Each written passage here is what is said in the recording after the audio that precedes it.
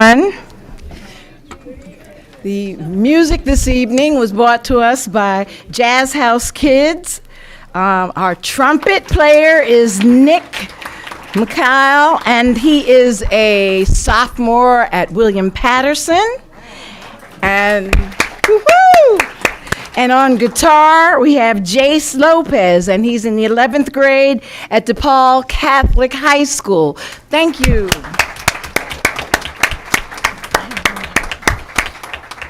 They are joining us this evening in honor of a resolution that we're going to pass for Jazz House in just a few minutes. But I'm so grateful that on very, very short notice they came together and played some incredible jazz for us. Thank you so much, gentlemen. Let's give them one more. Thank you.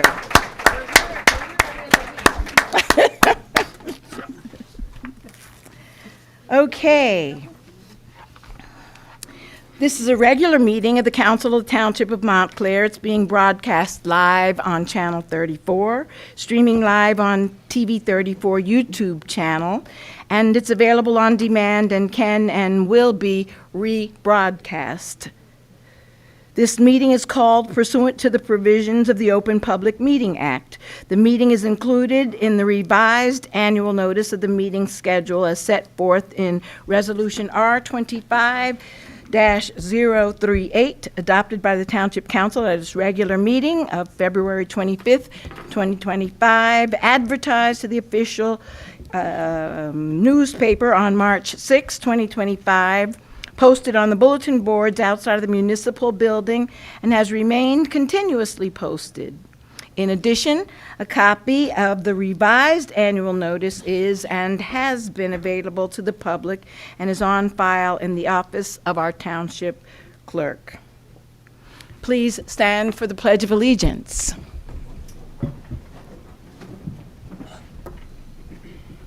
I pledge allegiance to the flag of the United States of America and to the republic for which it stands, one nation, under God, indivisible, with liberty and justice for all. Madam Clerk, will you do the roll call, please? Yes. Deputy Mayor Anderson? Yes. Counselor Birmingham? Here. Counselor D'Amato? Here. Counselor Lockman? Here. Counselor Toller? Good evening, President. Good evening. Counselor Williams? Here. Mayor Baskerville? Present.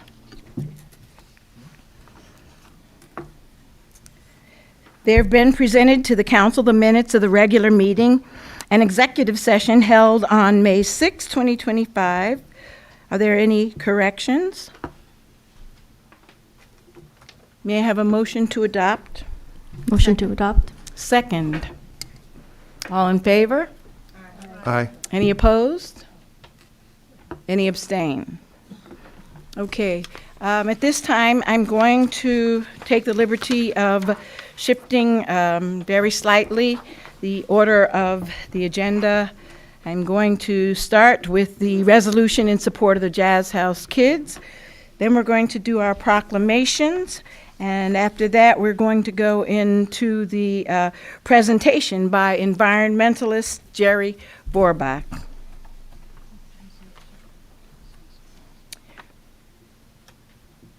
Resolution R25, resolution in support of Jazz House Kids Cultural Arts Project application to New Jersey Economic Development Authority under the Cultural Arts Facilities Expansion called CAFE program. Whereas the Township of Montclair is a community deeply committed to the advancement of cultural arts, economic opportunity, and equitable community development. And whereas Jazz House Kids, now in its 23rd year, is a nationally recognized 501c3 nonprofit organization with statewide impact dedicated to transforming lives through equitable access to music, education, cultural performance, and career development. And whereas Jazz House proposes to develop the Jazz House Arts Plus Education Center and state-of-the-art cultural and education facility in Montclair's 3rd Ward that will serve as a cultural and economic anchor for the township. And whereas the scope of the project is to create an arts campus for expanding in place and renovating the current and adjacent building, enhancing its accessibility and providing best-in-class rehearsal rooms, music production and recording studios, a music library and performance space, and arts training and live performances for young people and adults studying in the Jazz House and local arts community and the public at large. And Jazz House will be doing a lot of amazing upgrades and renovations, which we're all extremely enthusiastic about.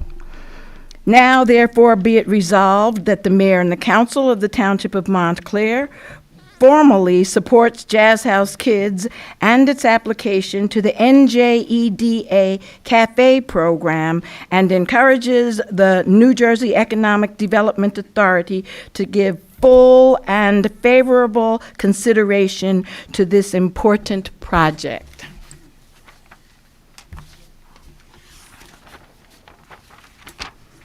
Any discussion?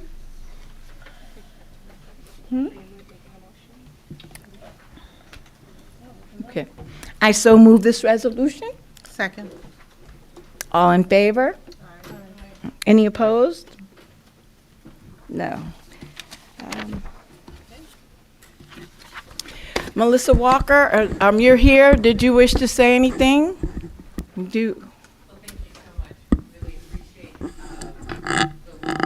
They can't hear you. I'm sorry.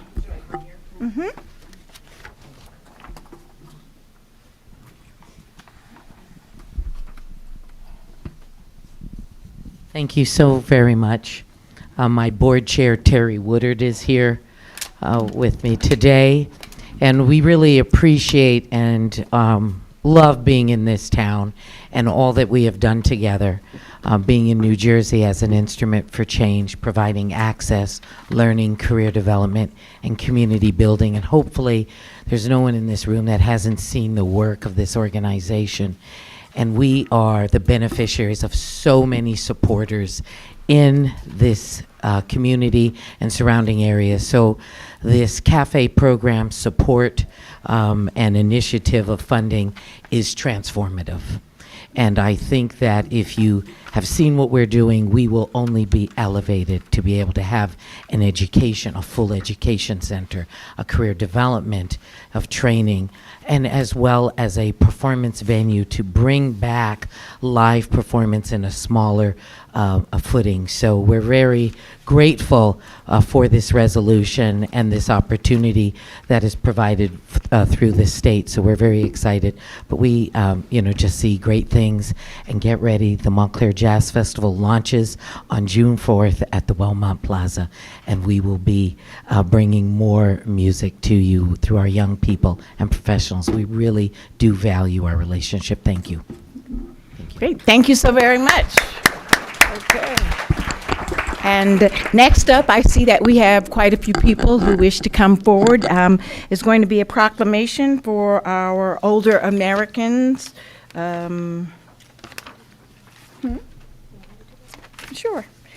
So if there are people who wish to come down, please, now is your chance. If you'd come down front, we have a wonderful proclamation for Older American Months. Everyone that wishes to stand with older Americans, please feel free to come down at this time.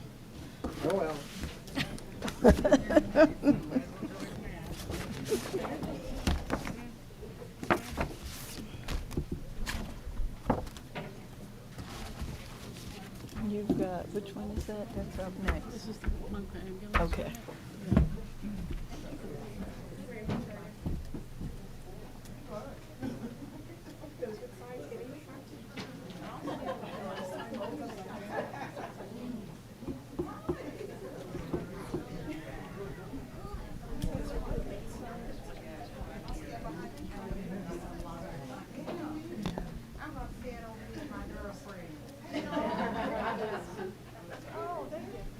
Anyone over 55 is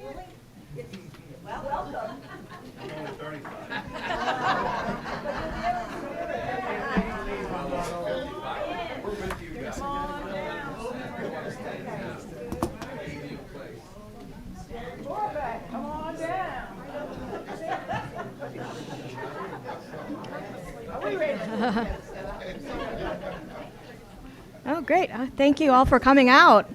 Appreciate it.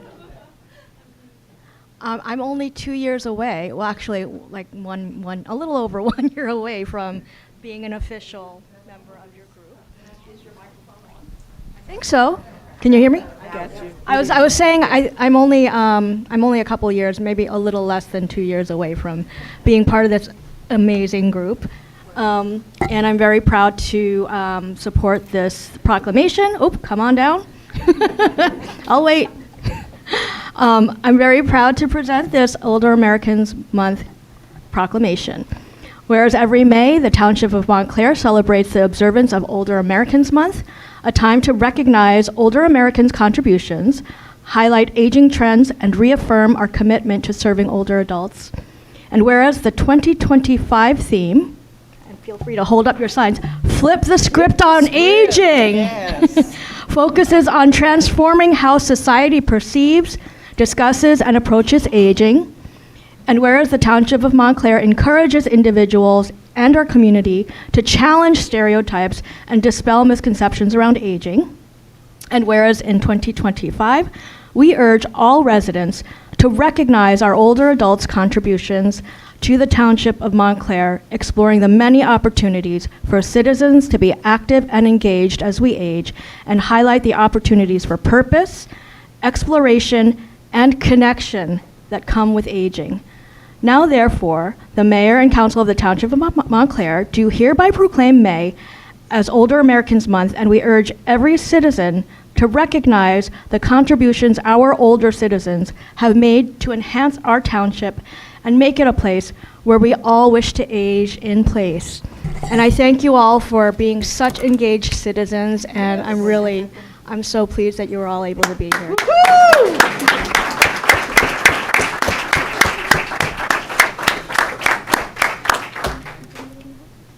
Ann, are you going to speak?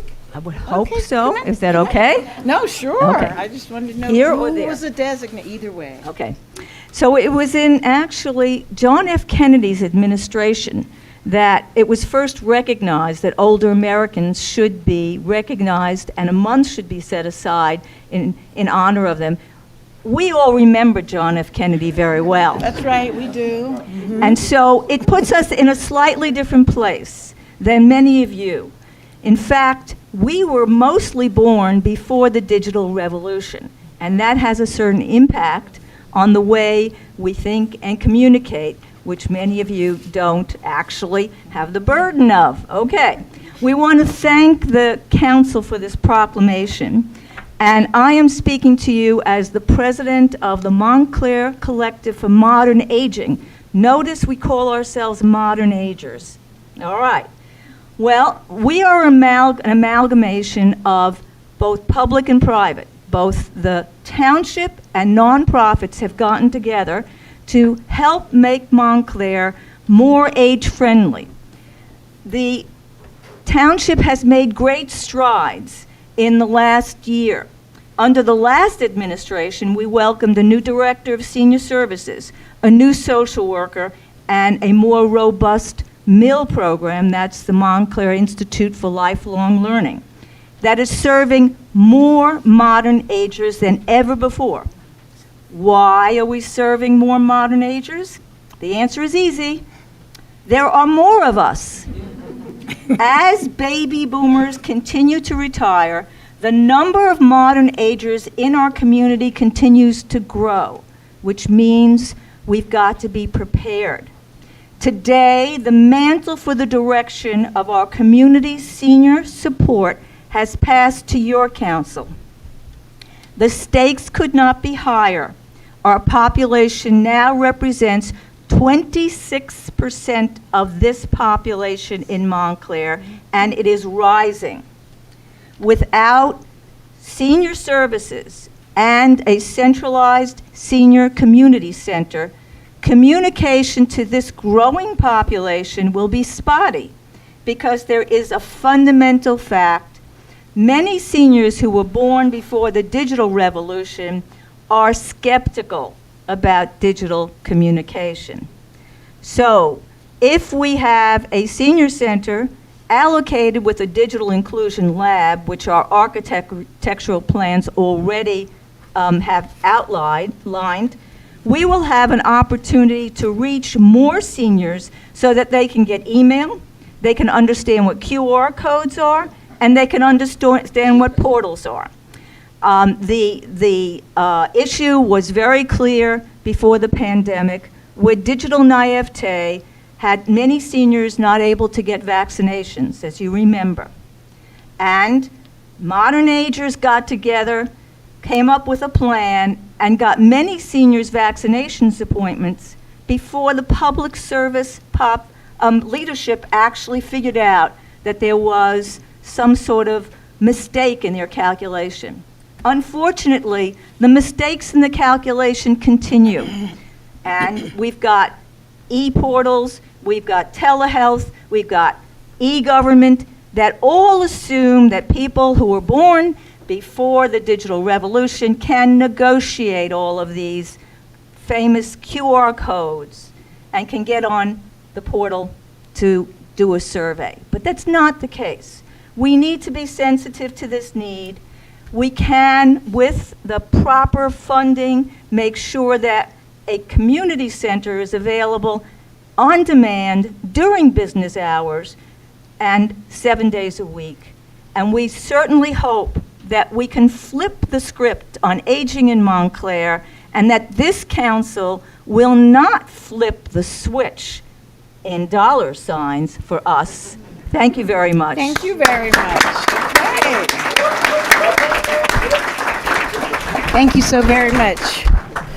Okay, next up is our ambulance unit. Thank you all for coming. We appreciate that. Thank you again for our modern agers. Flip the script.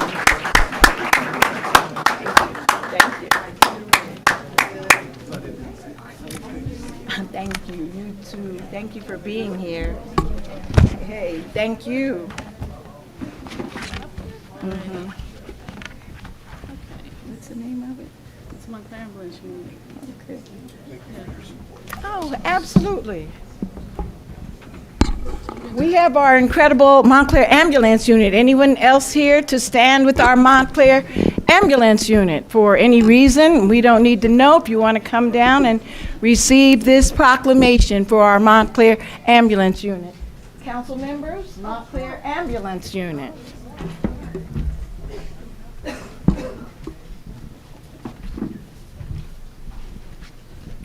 Okay, so we have Michael Craig here from the Montclair Ambulance Unit. And before I do the proclamation, I'd just like to say the ambulance unit has personal meaning to me, because about 7 years ago or so, I was walking along Walnut Street and Midland Avenue, and all of a sudden there was an accident right on that corner where a big SUV jumped the curb and hit me.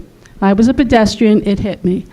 And of course, shocking, painful, all of this, but almost immediately at my side was the Montclair Ambulance Unit. And they were, they were very comforting. You know, they said all the right words, they calmed me down because it was really shocking. They took me to the emergency room, and I think going in an ambulance, you get treated first, so that was a plus too. So anyway, I'm very grateful for the personal care I got, and I just wanted to read this proclamation.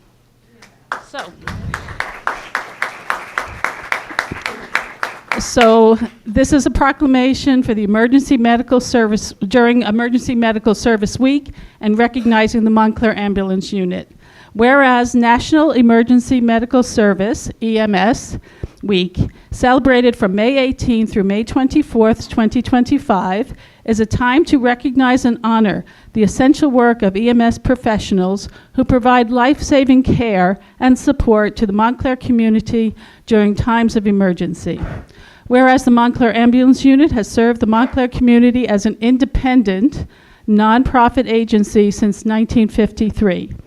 Whereas the dedicated EMS professionals of Montclair Ambulance Unit work tirelessly to save lives, provide critical care, and offer compassionate support in our community's most challenging moments. And whereas the Montclair Ambulance Unit's commitment to continuous training, collaboration with local health organizations, and dedication to the highest standards of care is a testament to their unwavering service and their role as a vital resource to the community. And whereas the Montclair Town Council and Montclair stand with the Montclair Ambulance Unit to express our gratitude and appreciation for their hard work and devotion to serving our community, often under very difficult and dangerous conditions. Now, therefore, the Mayor and the Council of the Township of Montclair do hereby proclaim May 18th through May 24th, 2025 as Emergency Medical Services Week and extend heartfelt appreciation and recognition to the Montclair Ambulance Unit for 72 years of outstanding service and dedication to the health and safety of our community.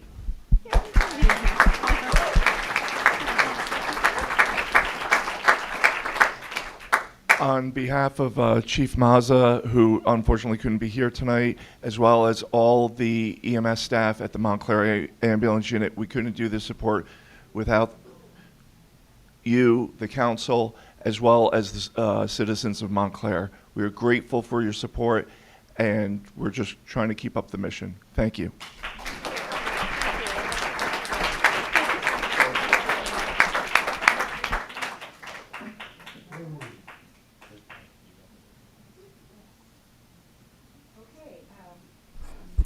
We have a lot going on in May. This next one up is something that is also extremely, extremely important.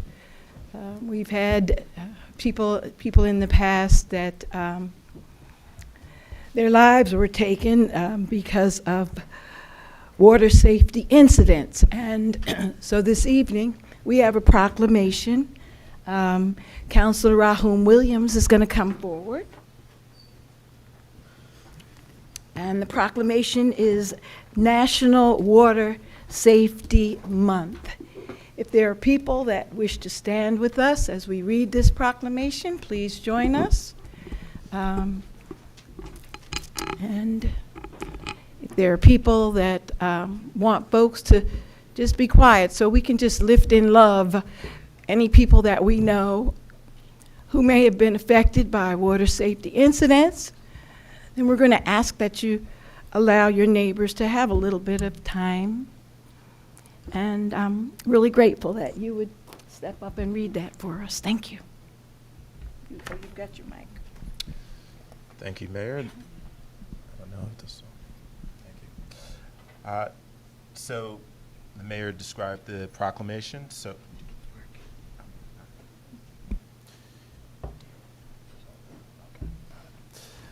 Whereas citizens of Montclair along the New Jersey Swim Alliance and New Jersey Recreation and Park Association recognize the vital role that swimming and aquatic-related activities relate to good physical and mental health and enhance the quality of life for all people.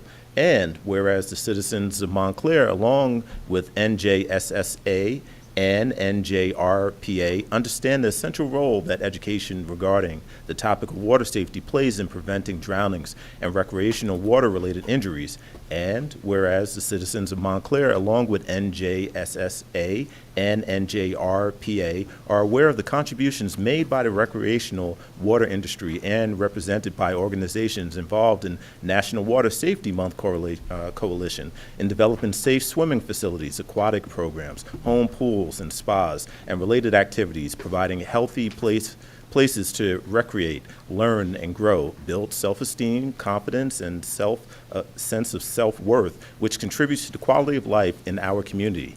And whereas the citizens of Montclair, along with NJSSA and NJRPA, recognize the ongoing efforts and commitments to educate the public on pool and spa safety issues and initiatives by the pool, spa, water park, recreation, and parks industries.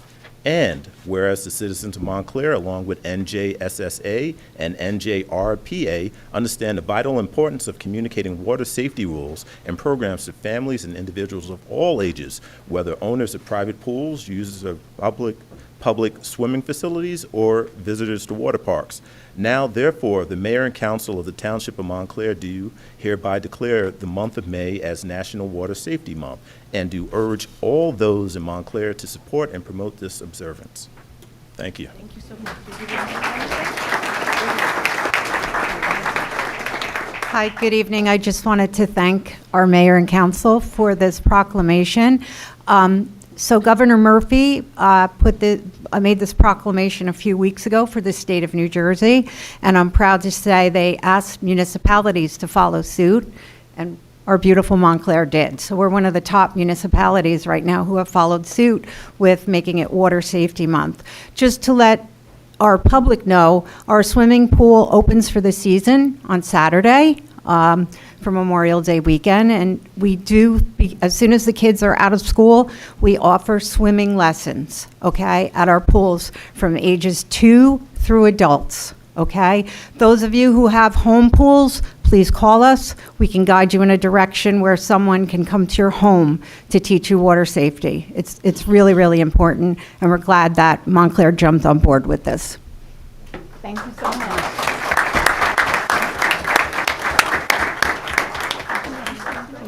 Okay, good. Thank you, everyone. And now we're going to move on with our agenda this evening. We have Environmentalist Jerry Vorbach with us. Thank you so much for being here. And why don't you come forward and let people know what we're doing? I know he had a baseball game scheduled tonight, and he was so kind as to give up the baseball game to be here with us. So thank you, Jerry, for being here with us. I appreciate you.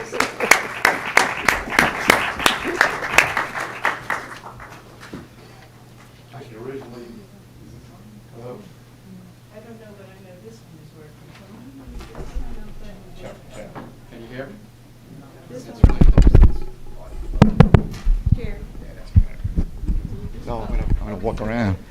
Yeah, actually, I thought this meeting was scheduled for 6 because the last meeting was at 6, and my softball game originally was 8:30. So I figured, this is no problem. I could squeeze this presentation in, and then they moved the softball game up an hour, and then this meeting back an hour. So, but that's okay. I'll survive. I got a game tomorrow night. So this presentation, I've given at domestic and international climate change conferences.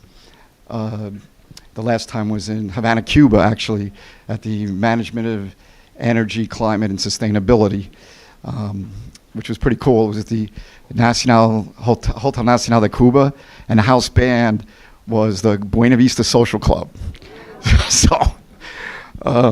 But anyway, this presentation generally takes a half an hour. I'm not going to do the whole thing.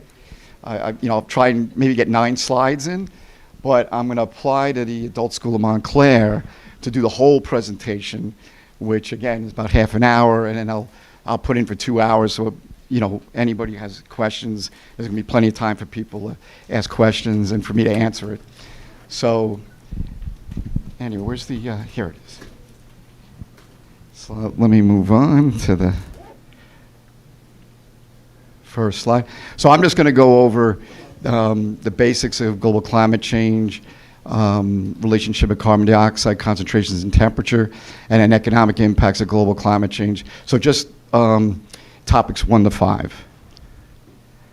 Okay, so to understand global climate change, actually, you have to understand the greenhouse effect, because that causes climate change. Climate change is the consequence, but the greenhouse effect is what causes it. So let me just read the definition. The warming of the surface and lower atmosphere of a planet that's caused by conversion of solar radiation into heat in a process involving selective transmission of short-wave solar radiation by the atmosphere, its absorption by the planet's surface, and re-radiation as infrared radiation, which is absorbed and partly re-radiated back to the surface by atmospheric gases. Okay, so everyone knows what a greenhouse is, and that's where, so the easiest way to understand how this works is by looking at a piece of glass, okay? So solar radiation comes and it hits this glass from every possible angle. There's 180 degrees of solar rays that hit the glass. So I'm just going to look at 3 light rays. 1 that's perpendicular and 2 at about 45-degree angles. So the easiest thing is looking at the solar ray that hits at a 90-degree angle. So it basically hits the glass, it keeps going straight. When light passes through a solid object, it slows down. When it slows down, it gives off heat. So that's what these arrows are. And then it continues straight and hits the surface. If it's a greenhouse, it could be wood surface, pavement, whatever. And some of the light, some of the radiation gets absorbed, and some gets re-radiated. And it usually gets re-radiated back straight up and through the glass and then out. When glass hits, when the light rays hit at an angle, what happens is it bends towards the normal. The normal is the perpendicular line to the surface of the glass. So when it bends, it also gives off heat. And then when it passes through the glass, it bends away from the normal. So the angle gets greater. And some gets absorbed by the ground, and some reflects out and hits the glass at a more acute angle. Okay, same happens on this side. Now, for glass and air interfaces, there's a critical angle, and it's 41.8 degrees, which means if this angle is at 41.8 degrees or less, you will get total internal reflection of the re-radiated infrared light rays. That's what causes the inside of a greenhouse to heat up. So that's almost, if you have 41.8 degrees on this side and same on the other side, that's like 46% of the light energy that passes through the glass gets reflected back to the surface. And that's what causes it to heat up. And that's, so now to see the picture of the atmosphere, because it works the same way, the same principle. Let's see. So the chemistry of global climate change. The basic combustion reaction is you have an organic, which is designated as R in organic chemistry, reacts with oxygen and creates carbon dioxide and water. The basic structure of carbon dioxide, carbon has 4 electrons in its outer valence shell, so it creates 4 chemical bonds. Oxygen is 2, so that's why CO2 is 2 bonds to 1 oxygen, 2 in the other, and this is a simplification of what is actually going on, because electrons are moving about the speed of light, almost the speed of light. So you don't know where an individual electron is at any moment in time. So electrons are represented by clouds, which is the probability of finding electron between the 2 atoms. So a single bond is represented by, they call it a sigma bond. So that's this cloud here and this cloud here. Now a double bond, which is there's 2 bonds between the electrons and the carbon and oxygen, is actually 3-dimensional in that it can be, the electron can be in a solenoid in a 3-dimensional space around this sigma bond, because electrons have the same charge, so they repel each other. So that's why with a double bond, you have a solenoid of cloud of electrons around the single bond between carbon and oxygen. So basically what this mimics is a piece of glass with 3 panes. Okay, so when light passes through carbon dioxide, it bends, it heats up the molecule, it passes through another cloud, it bends again, giving off more heat. Same thing with the electron cloud on the other side before it passes through and hits the ground. And then when it's the light energy that is not absorbed by the ground, when it reflects back, it's passing through CO2 molecules in the air again. And that's why when you have the concentrations of CO2 increase, it's going to cause more heat to stay in the atmosphere, and it will cause a rise in temperature. So this is the physics of global climate change. You have the sun coming in, the rays of the sun coming in, greenhouse gases at one layer of the sun. Some of it gets radiated out into space. Some passes through, gets absorbed in the ground, gets re-radiated back through the atmosphere. But some that are at those critical angles get re-radiated back to the surface of the Earth. And when the concentration of CO2 increases, it causes the Earth to get warmer. So this is a relationship between CO2 and temperature changes going back to 400,000 BC. Okay, this is from the National Oceanographic and Atmospheric Administration. And I think they get those measurements from the ice pack in Greenland, which is like a mile thick, and they can drill down, and every so many inches or centimeters that they drill down represents another year of freeze-thaw, and they can take measurements of what the atmosphere looked like going back to 400,000 BC.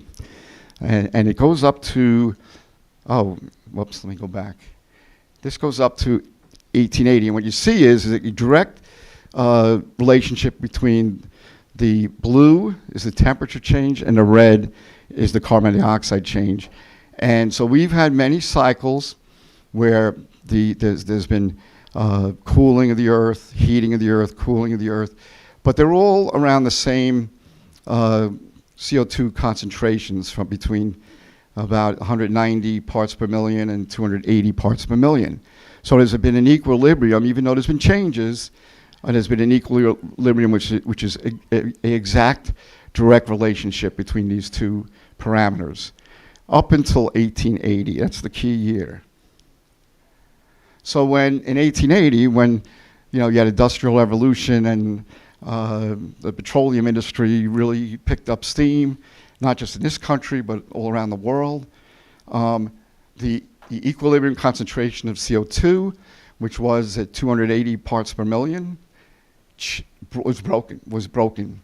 And so this shows you between 1880 and 2000, maybe it's 2010, the concentration of CO2 went from a little more than 280 to 380. Right now, as of last year, it's at 424. So it's gone up even further than this in 15 years. And the temperature has gone from this range up about 1.8 degrees Fahrenheit, which is 1 degree centigrade, over that same period of time. And there's another graph, similar graph, which shows the same relationship of CO2 concentration and global temperature change. And the reason these are bars is because it's showing the range of temperature through the year for each of these years, the range of the global temperature. So economic impacts. There's a range in unit costs from increases in severe weather events caused by the greenhouse effect, floods, droughts, fires, agricultural changes, especially when it comes to rain, either floods or drought, and other indirect impacts. That's a huge range. It says $21 to $120 per ton of CO2 emissions. The median is actually the most accepted number. It's $51 per ton of CO2 equivalent, and that's based on many, many, many atmospheric models, including those by NOAA. Actually, the 51 per ton is actually the latest estimate, not 4729 was in 2017. So right now, the U.S. actually has done a better job than any country in the world as far as reducing our global climate emissions, thanks to President Obama and President Biden, with all the policies and legislation that was passed in their administrations. So we used to, say in 2005, we used to emit 6.343 billion tons of CO2 equivalent, and we were responsible for about 25% of all the CO2 emissions, all global climate emissions back then. Now, as of 2024, we're down to 5 billion. So it's a 20% drop. So we've done better than anybody in the world in reducing our emissions. Now we're down to maybe 12.5% of all the global climate emissions. And China is I believe China is about 25 to 30%, and India is increasing rapidly. China is starting to stabilize, but India, their emissions are increasing tremendously. Now, what does that cost per capita? It's a little less than this. This is 917, but that's based on the 6.343 billion tons. So it's probably somewhere in the $800 per capita. And we pay for that generally for our homeowners insurance. So, after Hurricane Sandy, I'm sure everybody's homeowners insurance went up because insurance companies spread the risk out amongst everybody. I know mine went up 33%, and I didn't have a lot of damage in my house. So the risk just gets spread around, and everybody pays for it. Jerry? Yes. Excuse me, I appreciate what you're doing here. Is there a summary or something? A lot of you may not know, but this information is so very important. Later on this evening on the agenda, we're going to be discussing as a council a resolution for the passage of Climate Superfund Act. And Jerry was kind enough to come in and just try to help us understand some of this stuff. Not everybody is scientist. I don't know if everyone is following or not, but are there some final points that you think that would be really important for us to hold on to as we begin that conversation later this evening? That's this slide. Okay, thank you. This is my last slide. Thank you. Yeah. I appreciate Number it. 9. So I went through the per capita. We pay because we pay through our homeowners insurance. For New Jersey, let me just see. Oh, so what I did here is I multiplied the per capita cost by the population of New Jersey. So it comes out to about $8.3 billion just in New Jersey. And how it affects our industries, the industry most affected are tourism. In case in a hurricane, part of our beaches got severely damaged.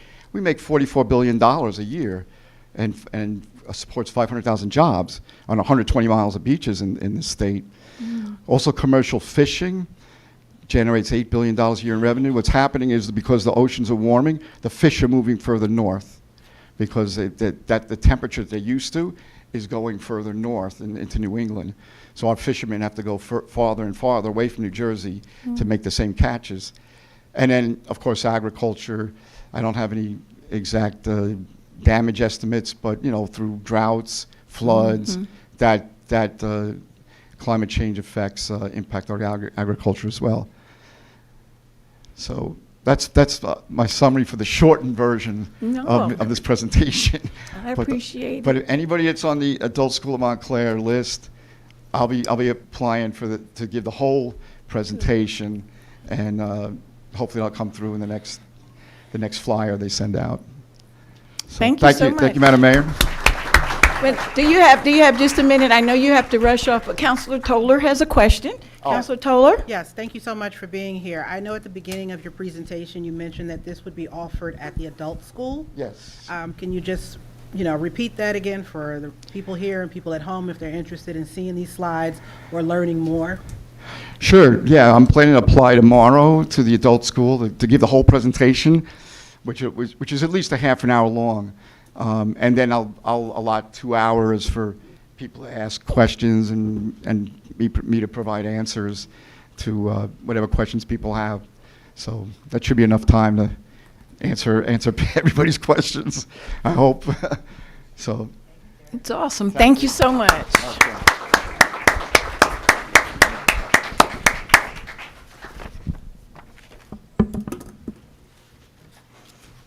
Okay, so at this point in time, we're going to move forward to public comment.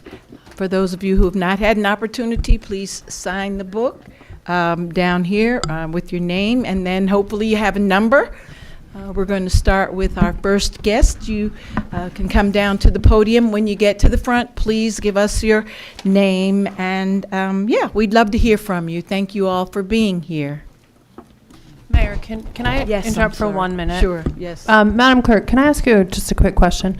Today is the last day to register to vote before the June 3rd primary. Primary, I'm and- sorry, June 10. And It was the June 10. offices, the clerk's office is open till 9? Okay, I just wanted to get that out there in case anybody's sitting at home and wants to register to vote. It is open till 9, the office today. Very important. Thank you. Yes, good evening. Good evening. My name is Tom Jacobson. I have some brief comments regarding Clary Anderson Arena. My son began playing competitive ice hockey at the age of 6. This coming season, starting September, will be his 10th year of competitive ice hockey. Ice hockey is far and away his favorite extracurricular activity. He has a smile on his face every time he gets to the rink, has a smile on his face every time he comes off the ice. But my son's love of ice hockey is not what is most important to me as a parent. What's most important to me as a parent are the lessons and the skills that he's developing through his participation in ice hockey.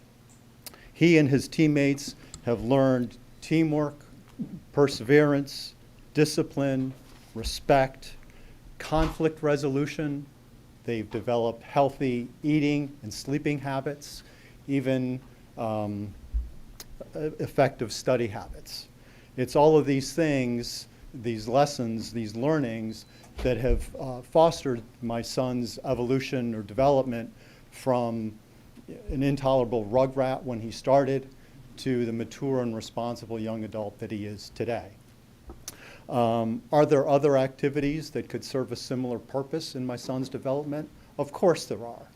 But it's ice hockey that's my son's passion and what motivates him and his teammates. The club that he plays for, the Jersey Wolves, they had 150 boys and girls playing competitive ice hockey across 6 age group last year. Other groups also use Clary Anderson, Nutley Clifton Hockey Club, Montclair High School, MKA High School as well. If the ice at Clary were not to be available, I don't know what my son would do. I don't know where he might do it. There are other rinks in the region, but they simply don't have the capacity to absorb all of the players that are currently depending on Clary, nor do they have the ice available that those programs need. So in light of the supporting role that the rink plays, I ask that you give Clary Anderson the investment and the support that it needs. I ask that you give Clary Anderson and all of the skaters that depend on it the investment and the support that they deserve. Thank you very much. Thank you. Next guest, please.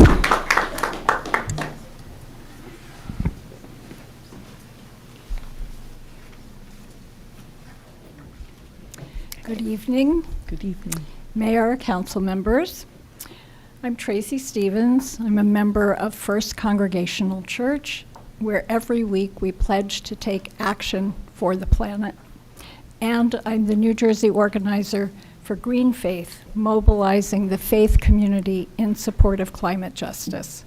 I'm speaking today in support of the Climate Superfund resolution, which is your agenda item number 15. I'm hoping for a tight 3 minutes. As you know, the Climate Superfund Act would require the fossil fuel industry to take responsibility for the climate damage they've created, to repair the harm they've caused, and to mitigate against future harms. Make polluters pay, not taxpayers and municipalities.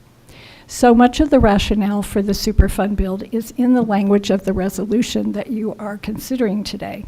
New Jersey has already experienced deaths and billions of dollars in damage, and these unnatural disasters and extreme weather events are only going to get worse.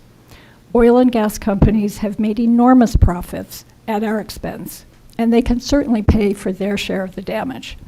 To put this in context, here's a hypothetical from a New York Times essay from last summer. Assume that Vermont had $3 billion of climate costs, and that Chevron's share of the greenhouse gas pollution is 3% of the global total. That means that Chevron would be assessed $90 million, a tiny fraction of the more than $21 billion of their 2023 profits. So that's just an example of how it might work. And since last summer, attribution science has developed even more precise ways to document and assign financial accountability. Already, 35 New Jersey towns, plus Essex County Board of Commissioners just last week, have approved resolutions, including our neighbors in Bloomfield, Livingston, Maplewood, and South Orange. This resolution is not just symbolic. Your support is a meaningful statement that brings more momentum for the passage of the bill and would give encouragement to legislators in conservative districts. They really need our help. Last month, the Trump administration issued an executive order to eliminate state climate legislation, and big oil is suing states for their legislation. But we are New Jersey, and we say hands off our planet and hands off our climate legislation. This is not a time to back down or to be bullied into submission.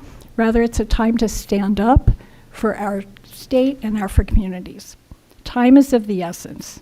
The bill is stuck in the Assembly right now, and we need hearings, and we need the bill to be on Governor Murphy's desk by July 1st, before the summer recess. So let's move this along. I urge you to vote to approve this resolution tonight. Thank you. Thank you. Next guest, please. Hi, Scott Gibson, 122 Midland Avenue, representing the Clary Anderson Arena Association. And Darren Siddons, 75 Montclair Avenue, also representing CAAA. First of all, thank you to the town council and to the mayor. We've had some meetings with you all recently, and we hope to continue that. I appreciate that. Secondly, it's great to see all the seniors that were here that would like to live in an aging place like I would as well. So it's great to hear that we have to know that we have a plan for a senior center. It's fantastic. And with that said, you know, it would really be great if we can keep our arena, because it's as important as the senior centers, you know, for younger people, for recreation. So I'm going to keep it short. Basically, we're here to say, please keep the arena open. We're really running out of time. And the reason is because, you know, we're talking about a new manager. If we need to keep this, or we want to keep this rink running next year, we need to issue contracts for ice time. People need to have schedules. There's high schools, et cetera. So we're really running out of time. So I think at this point in time, to say that we're going to close it for safety reasons, I can see that's an issue. We're here to help address the cost of that. But if we can get past the safety issues, we need to give the rink at least another year, so that organizations can have time to plan, to find other places to find ice time, et cetera. I think just to close it randomly, if we can't get past the safety issues, we really need to look at this very carefully. CAAA does have a plan. You know, we've been working on putting talking to individuals that can help support the arena for the last 2 years almost. We have soft commitments and hard commitments of $9 million that we'd like to actually have access to. But we're also willing to help in the short term. I know there's going to be there's a plan that's in place to fix the immediate issues. We're actually we put a donation link on our website, ClarAndersonArena.org, so we can collect money right now if the town would allow us to help and participate in whatever comes up from the architectural study that's in place. So, you know, we're ready to help right now in the short term. We also think that, you know, and this has been brought up in some of the meetings, that, you know, the town cannot continue to operate the way it's been operating, you know, with, you know, just writing checks when things are broken.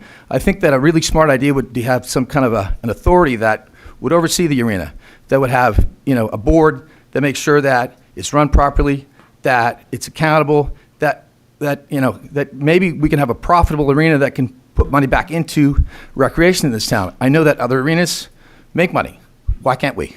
I think if we're going to have a ground lease and give that away to some other, you know, out-of-town interest, that's not the solution. I think the town can actually make some money and run it ourselves. So please keep the rink open. Thank you. Remember, it's a town asset, not just an ice rink.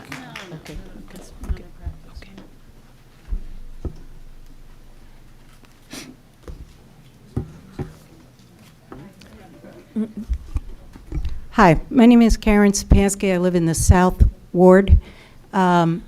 I'm here tonight to ask you to support the Climate Change Superfund Act. This should be a no-brainer for anybody on this council. This is a make polluters pay, not the taxpayers pay, for the damage that the fossil fuel industry has caused to our town and to our nation and to our world. You know, in the South Ward, we're subject to a lot of flooding. The town really doesn't have the capacity or the money to be able to really fix the problem the way that it needs to be fixed. You know, you're talking about, you know, honoring seniors this month, so listen to your elders. I'm an elder, you know. Just pass this resolution because it makes so much sense. It makes sense for our planet. It makes sense for the taxpayers. It makes sense for the seniors who want to continue to live in this town. But I can tell you right now, there is no place you can live on a burning planet. And you can forget about the ice rink because there isn't going to be any ice, okay? Seriously, folks. Time has passed. You know, the legislature is dragging their feet. You can help tremendously by just passing this and saying, and putting yourselves on record that we know that these companies need to pay for the damage that they've caused. They hike prices. They lied to us about the effects of fossil fuels. They've known this for like at least 50 years, that this was going to change our climate and hurt our planet. We could have been way along into solar and wind energy if they had only told us the truth and made moves to move to a green economy. We can see how much good the IRA under Biden has done. It's created jobs, it's created opportunities, it's created a better planet. We need to move this along, and we don't have a lot of time. So I'm asking this council, please, please, please, pass the resolution and put yourselves on record as being for the environment, for the people of this town, for the elders, for the kids, for the planet. Thank you. Next guest, please.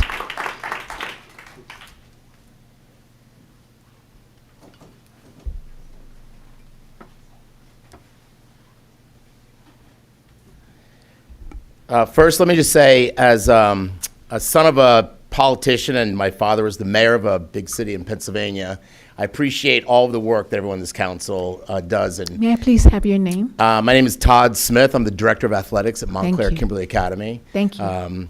But it was a number of nights he would come home at even 2, 3 o'clock in the morning after some major meetings were occurring. So I know the amount of work and energy and effort that you put into this city, this town, is commendable. So thank you very much. I'm here with Tim Cook. Tim Cook is our head ice hockey coach.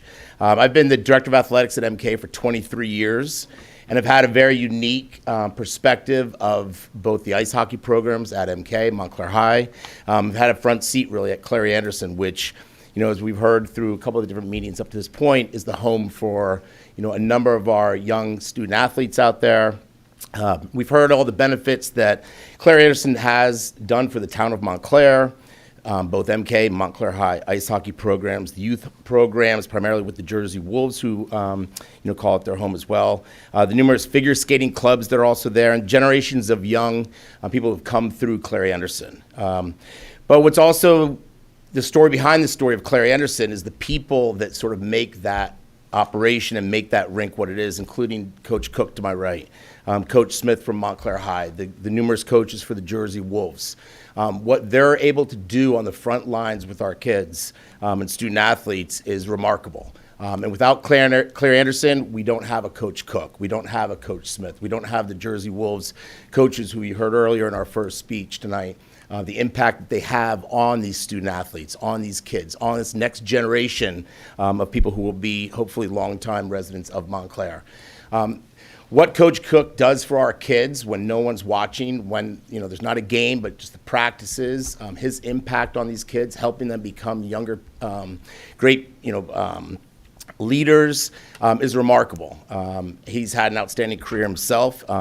He's a great teacher up at our school right now. But what he does for these kids at Clary Anderson is terrific. And the reality is, knowing what is out there, and we've done some research to see what we might be able to find, whether it's Floyd Hall at Cody Arena, whether we even had to travel down to our friends over at Princeton Day School to use their ice. The reality is we might be able to get one slot of ice a week. Could be either at 6 a.m. as late as 10 o'clock, 11 p.m. For our student athletes, both at MK, from Montclair High, it's not doable. We know that if Claire Anderson shuts down, the reality is MK's ice hockey program most likely will shut down as well. I can't speak, for Montclair High, but I know the costs that are going to go along with trying to get their team to different various arenas is going to be astronomical. And right now, I think the reality is our student athletes are able to get to the ice right after school, play the sport they love, and then do their homework and be the students, not only the athletes, which is also one of the huge benefits of Claire Anderson for all of us. So I know I'm out of time, but I appreciate everything you've done for this arena and for this town, and hopefully we'll keep this thing going. So appreciate it. Thank you. Thank you. Next guest, please.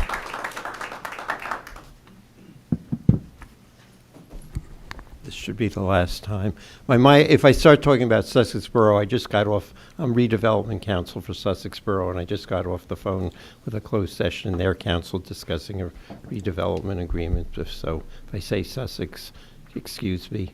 I was disappointed in the letter. Bill Harrison. Bill Harrison, Thank yes. you, sir. Letter your attorney sent to the judge, because it didn't respond to the question as to was there any basis for the Township Council to abrogate the duties of the Board of Adjustment, and a basis for precluding the Board of Adjustment from hearing the appeal by the neighbors. There isn't.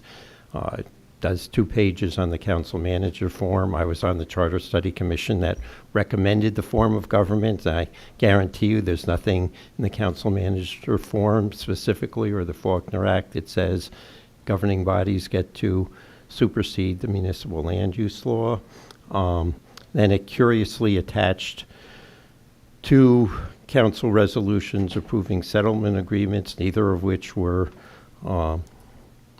the settlement agreement with the Board of Education. And I looked through the listing of resolutions the township passed in February, March, April, and there is no resolution approving the settlement agreement. Again, goes on to talk about Whispering Woods, which is not relevant in my view, even though the neighbors raised it. But I don't think they were saying the council had to have a Whispering Woods hearing, and attached a court case where both the township and its Board of Adjustment were sued, where the Board of Adjustment had a Whispering Woods hearing. I would like to request that you have your township attorney respond to the judge's question and submit something saying that the settlement did not preclude the Board of Adjustment from hearing the neighbor's appeal, and 2, that the grandstand and press box were not subject to the settlement, and that they are required to appear before the Board of Adjustment. It would be very nice if your attorney did that. And thank you all for everything. And hopefully the next time you see me, I'll be talking about something else. May or may not be pleasant. Thank you so much. Next guest, please.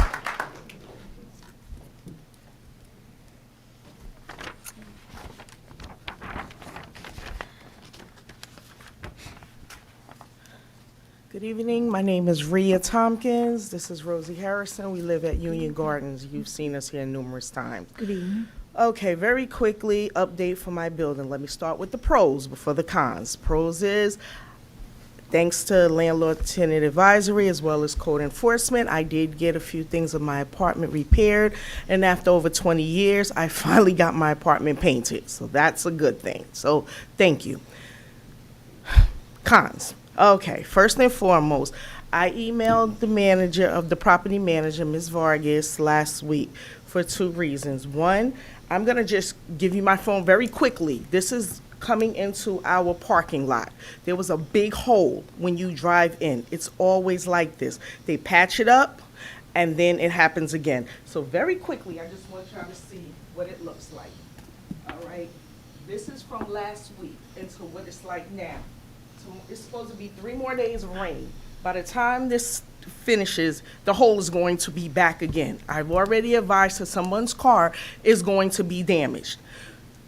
She never even replied back to me, all right? One time I was here, I did ask, I don't know if you did, I asked if you can please drive down Greenwood Avenue and see the landscaping. The landscaping is horrible. Well, it's so horrible now that one of the residents in the building has taken his own lawnmower to mow the grass. Okay, that's how bad it is. And he said he's not getting anything for it. It's because he said he's tired of living here and it looks like this. Now, if we see it, I'm sure if you drive down Greenwood Avenue, you have to see it as well, okay? And third and last, we have a terrible rodent issue. Now, if you've been to the building, you already know this, okay? It starts from the basement to the 4th floor. My sister here has one of the cleanest apartments in our building. She has Mickey, Minnie, and Stuart Little running around her unit, okay? They are not on the lease, okay? Me, myself, I have not seen them, but I have seen droppings. Where there's droppings, there's mice. We've been asking this woman for over 6 months. 6 months now. For an exterminator. We keep getting we need an LLC, and we need this, and we need that, all right? Finally, okay, Code Enforcement Carmine came out yesterday to her house. I'm the spokesperson to that. Came to her house. He sees the problem. Now, supposedly, 2 weeks, they have to do something, all right? How hard is it to find a decent exterminator to come in, all right? When they do have the exterminator come in, they say 15 units. It's an 87-unit building. So if you only exterminating 15 units, where are the mice gonna go? They're not gonna leave and go out the building. They're gonna go to the next unit. That's right. All right? It's also a health issue. Health issue, pulmonary, she got lung issues, it's causing issues. Please do something. Thank you. Thank you. Next guest, please. Wow.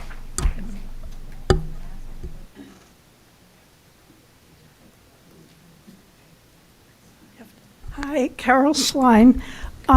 First off, my comments seem appropriate for Older Americans Month.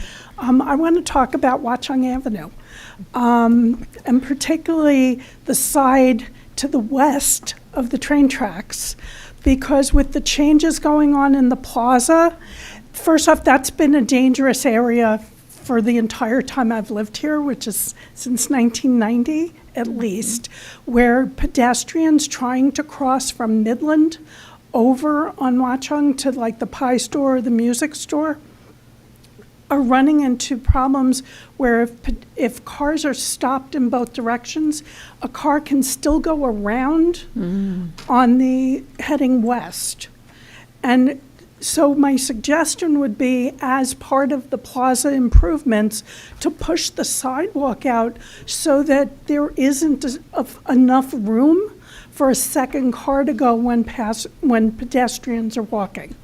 And at the other end of Watchung, by Upper Mountain, I'd love to see 2 lanes on the right-hand side as you're heading towards Upper Mountain, so that people who are turning right don't have to get stuck constantly behind people who are turning left there.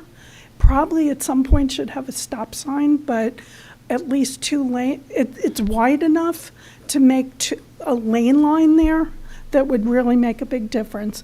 And the one I wasn't going to comment about Carlary Anderson, but I would like to just say that as somebody who's lived here as long as I have, the 2 things that sort of annoy me, or I shouldn't say the 2 things that annoy me, but my frustration is watching the town not take care of the properties that we have. Clary Anderson has just continued to get run down instead of maintained over all these years. And so now we're in the position we are. I hear the same things about the municipal building and other town properties, and I would really urge you to sort of look at the properties and, commit with like the seniors, and make sure that we're going to maintain what we have. I'd also like to suggest thinking about that space in the summertime, because it always sort of surprised me that nobody ever thought to say there's a grill inside the hockey rink. And that could be open for people who are going to the pool in the summer. And you could potentially get revenue from the building in the off-season. So I just suggest that as, to be a little more creative with some of those kinds of solutions. Thank you. Thank you very much. Next guest, please.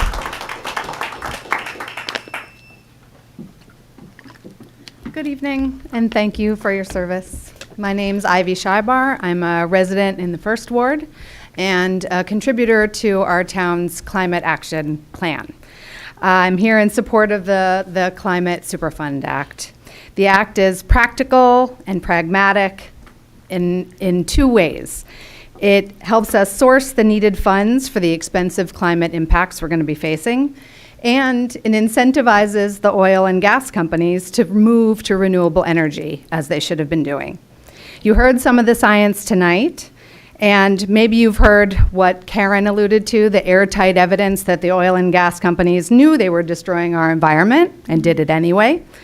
So the one thing I thought I could add that maybe you hadn't heard, which may help illustrate, this idea of a personal carbon footprint that has us all worried about the plastic straws we use and has us feel guilty at deciding whether to fly or drive or how much we run our AC. That idea was popularized by BP, British Petroleum. Their PR team developed and promoted a carbon footprint calculator that individuals could use, thereby shifting the focus and the responsibility from large industrial emissions to our piddling little emissions. It's time for us to see through that and shift the responsibility back where it belongs, to the fossil fuel companies. So please vote tonight to support the New Jersey Climate Superfund Act. Thank you. Thank you. Next guest, please.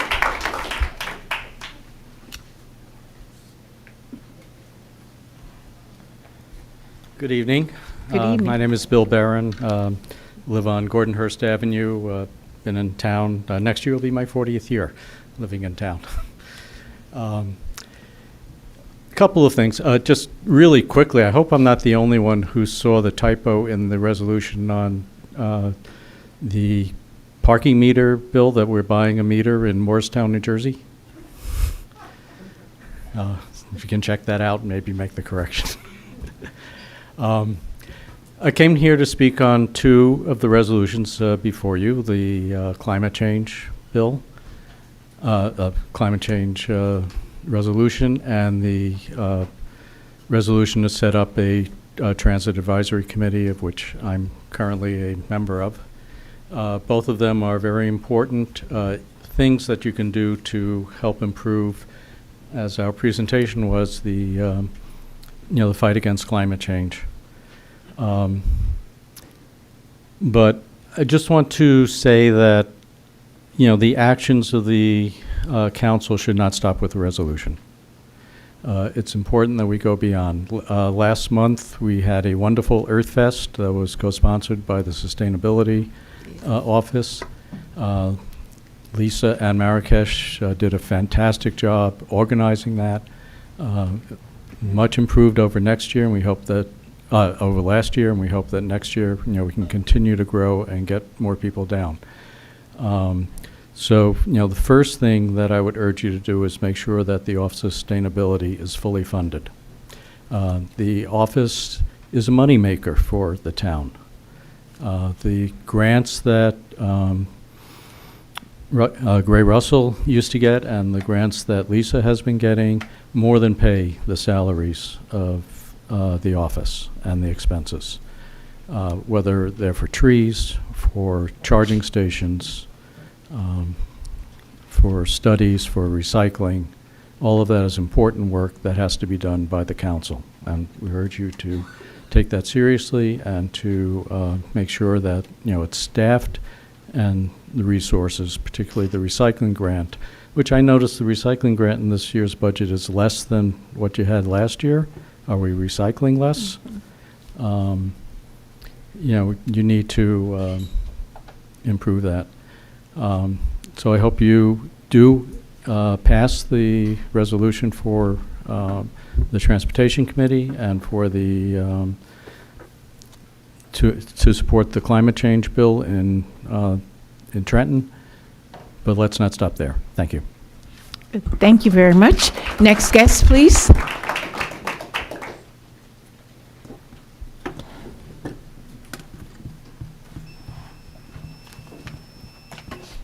Good evening. Good evening. Maureen Prince. I'm co-chair of the Green Team at First Congregational Church in Montclair.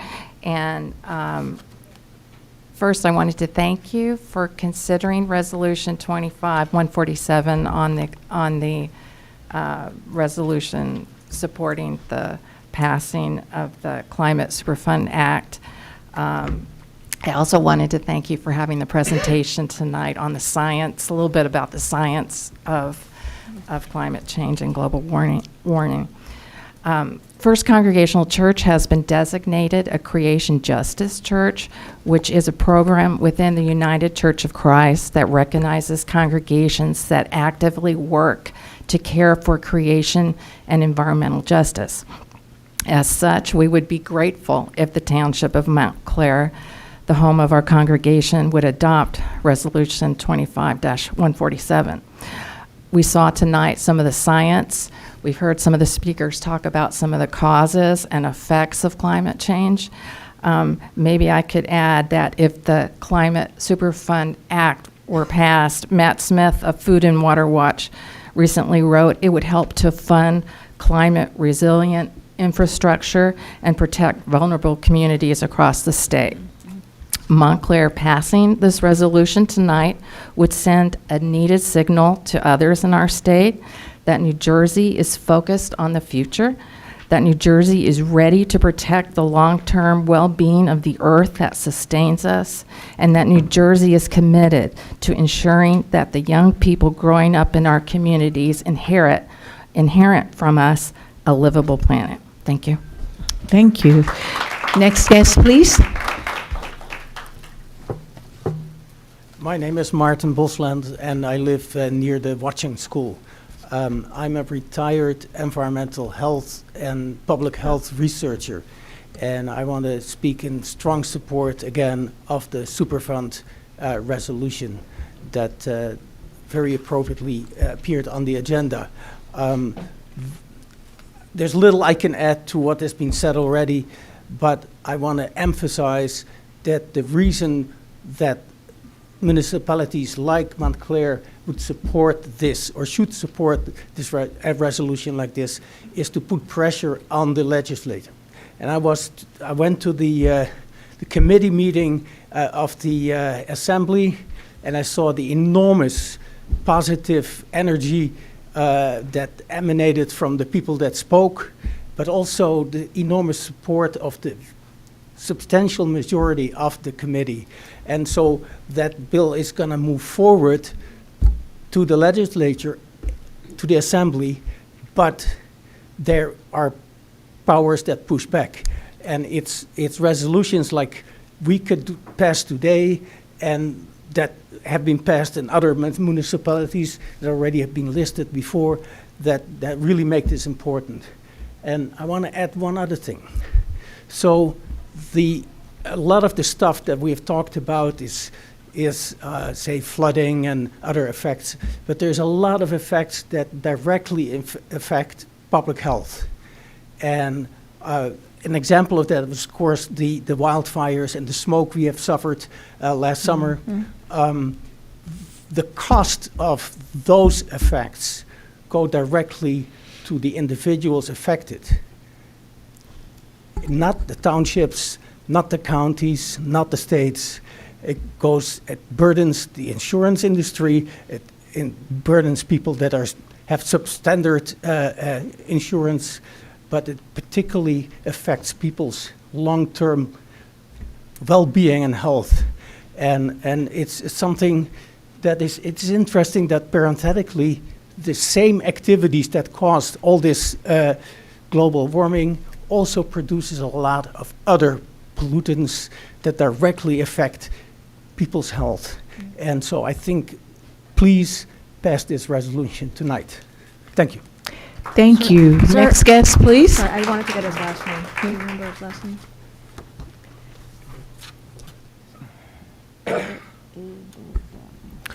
Good evening. My name is David Corfidge. I live at 58 Tuxedo Road. I'm also president of Montclair Climate Action, a local civic organization. I've met with some of you about our work. Before I speak to the Superfund bill, I would just like also endorse what Bill Barron said about the Office of Sustainability and the good work that Lisa and Marrakesh have been doing, and I would sort of second that. But I want to speak here primarily to the Superfund bill. I was actually in a Montclair Environmental Commission meeting, I think it was March, maybe April, and it happened to be on the agenda. It was, I believe it was a climate risk assessment report. And hearing them talk about the report, it was clear that Montclair itself is potentially liable for millions of dollars in infrastructure upgrades to deal with the effects of climate change. Flooding, heat waves, those are the most likely things to hit us. There's already flooding in town, but as the downpours get worse and the heat waves increase, we can expect the costs to rise. The principle behind the Superfund bill is that the companies that have caused the damage should be the ones to be responsible to pay for it. I think the responsible thing is to do what we can to support an effort to not make Montclair taxpayers on the hook for this, but the fossil fuel companies that have produced the pollution or behind the pollution that have led to these damages. There may be some of you who think that this is an exercise in futility, it will never pass, they'll be sued and blocked. I don't think that's the case. I think there's good legal reason to think it could work.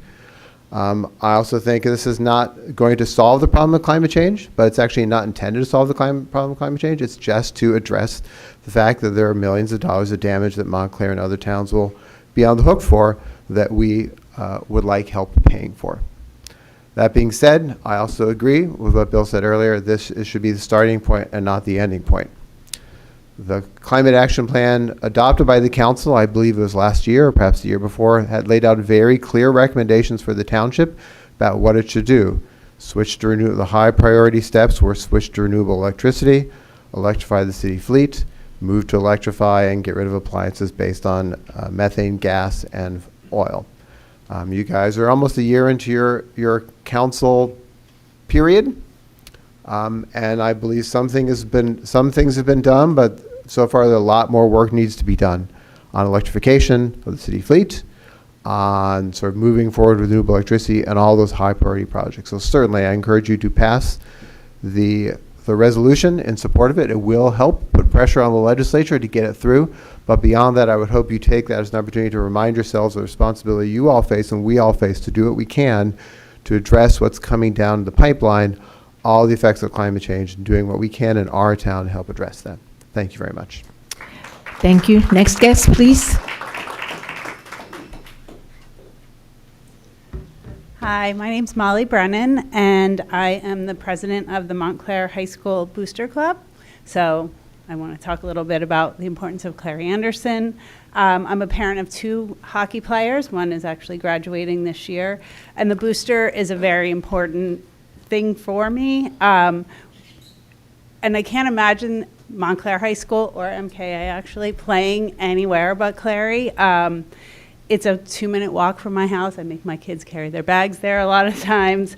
And it's a really big community home base. Most of you know ice hockey is a very expensive sport. If you don't, come see my bills. I have a goalie also. So one of the things that we do as a booster is raise money to support the team.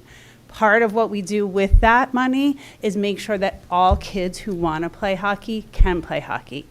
We raise to give kids skating lessons, provide equipment, and by having Clary Anderson where it is, kids who may not be able to get to a rink to skate, to become a part of a team, have the ability to do that by being able to just walk across. If they have to start to bus, if they have to start to find ways, rides, whatever it is to get to another rink, it's going to be harder. And having somebody who's never had that opportunity to be able to come, get the equipment and get out there and watch them play, for me as a parent, is an amazing joy to see them barely skate to scoring their first goal. So having the rink where it is, I think, is really important. And if we can keep it, it would be amazing. Thank you so much. Thank you. Next guest, please.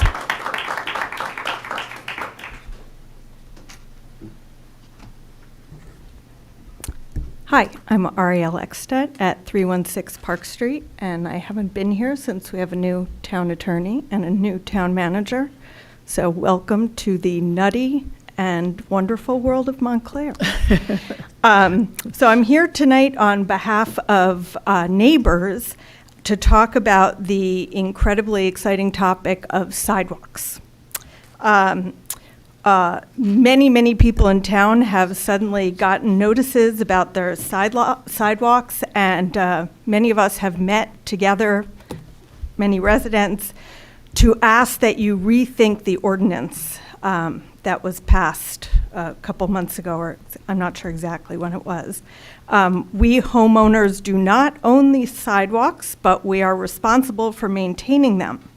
So I want to tell you that my neighbor on one side of me has a change in grade of 1/3 of an inch, but they were at 1/3 of an inch change in grade where a town tree is planted. So they were issued a warning, and they got a bid of $1,600 for this one change in grade that they had, it had nothing to do with anything that they did. Another neighbor is on a corner where PSE&G has done incredible damage to the sidewalk. Their bid was $15,000. So I think what we need to do is put a pause on these violation warnings and give people who have already received a notice a pause on their deadline, so you guys can figure out where the burden should be for if the town is responsible for the damage to the sidewalk. This is in these very difficult and unsettling economic times to have to deal with a bill that for some people is over half of their tax bill, that it's just too much, and it just doesn't make sense. My husband is joking that we're going to have to put a toll in by our sidewalk so that when people pass, they pay a toll since we have to maintain it. Yeah. So I really do hope that you guys can talk about this and come up with a good solution so that certain taxpayers are not bearing the brunt for the whole town. I also want to thank you in advance for passing the Superfund Act resolution. And lastly, please listen to Bill Harrison. Thank you. Thank you. Next guest, please.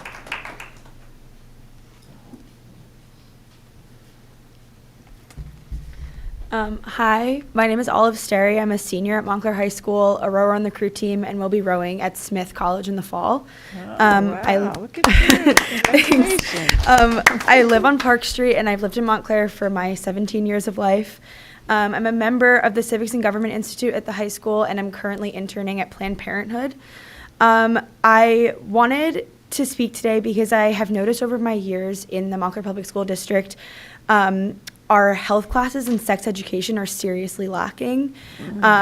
For me this year, I was supposed to have health in my 3rd quarter of the year, but I didn't have a health teacher for the entire quarter. I didn't have a health class. Even when I did have one my junior and freshman year, we would spend 15 minutes being lectured to of a 52-minute period, and the other 35 minutes would be spent on our phones, and our teacher would be on their computer. New Jersey has some of the best policies for curriculum for health classes. It was ranked in the top 10 by Sex Ed for social change, but I've seen none of this in practice. I've personally felt unprepared for relationships, how to nourish myself as a student athlete, and other life situations I should have been prepared for since kindergarten.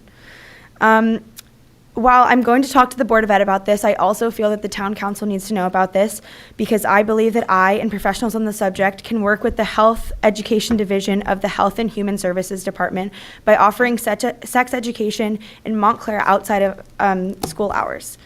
This could be through parent-child workshops and/or age-appropriate activities and classes. It is clear that the Board of Ed is not doing enough to ensure that we are well prepared for all life scenarios. So I believe this sort of outside intervention is necessary. Just a few statistics that are kind of related. Approximately 12 million Americans are victims of rape, physical violence, or stalking by an intimate partner annually. 1 in 3 women and 1 in 3 men are victim to some sort of physical violence by an intimate partner in their lifetime. And 1 in 3 teens, regardless of gender identity, experience dating violence each year. And just to cap that off, violent behavior typically begins between the ages of 12 and 18. So if we're funding our public education and we're having our health classes be up to the standard they should be at, these statistics could, disappear and be better. And I think that it's something that all of Montclair should be concerned with, not just the Board of Ed. Thank you. Bravo!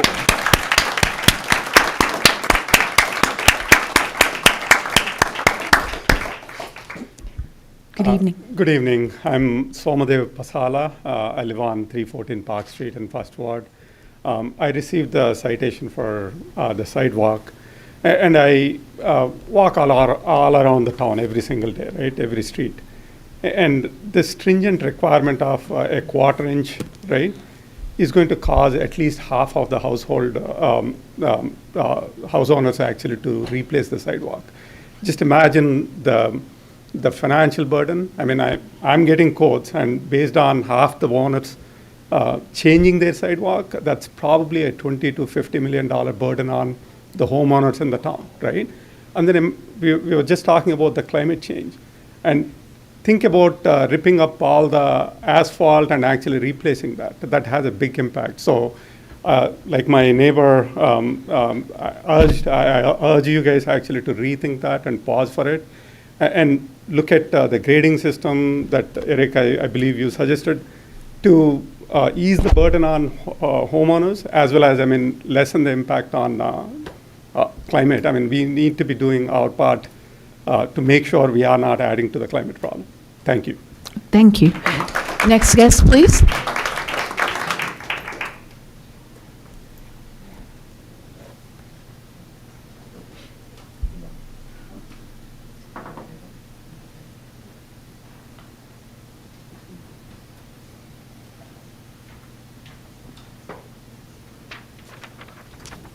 Good evening. Good evening. My name's Alice Freund, and I worked as an environmental scientist for over 4 decades, and more recently became a science teacher and tutor. And when I was teaching a couple of years ago, when we had the Canadian wildfires come in and the sky turned orange from the fires, my class in Ridgefield Park panicked. One of my 7th graders was weeping and crossing himself because his parents have asthma and he was afraid that they were going to die.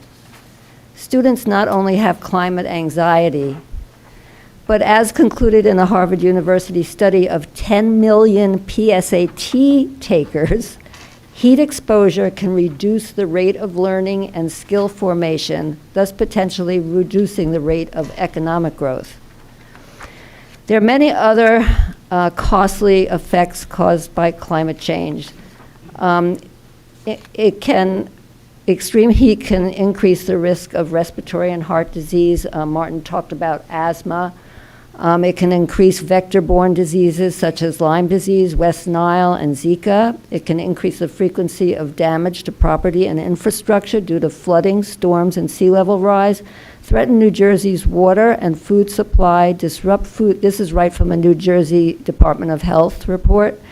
Threaten New Jersey's water and food supply, disrupt food supply chains, increase foodborne illness due to warmer temperatures, and cause extreme weather-related emergencies. The National Oceanic and Atmospheric Association, NOAA, keeps a record of all the extreme weather events that cost over $1 billion. Up until very recently, they just shut down that part of the government. But up until 2024, they have statistics. And in New Jersey, specifically, in the last 5 years, we've had an average of such events as 5 events per year of these billion-dollar events. The billion is the regional cost, not just New Jersey, but it's affected New Jersey. And that's compared to an average over the last 144 years of 1.7 events. So the number of events has gone extremely high, and lots of things are record-breaking for the last 5 years. Tornadoes, you name it. Well, I'll tell you what the future is going to be like, according to a Rutgers University report.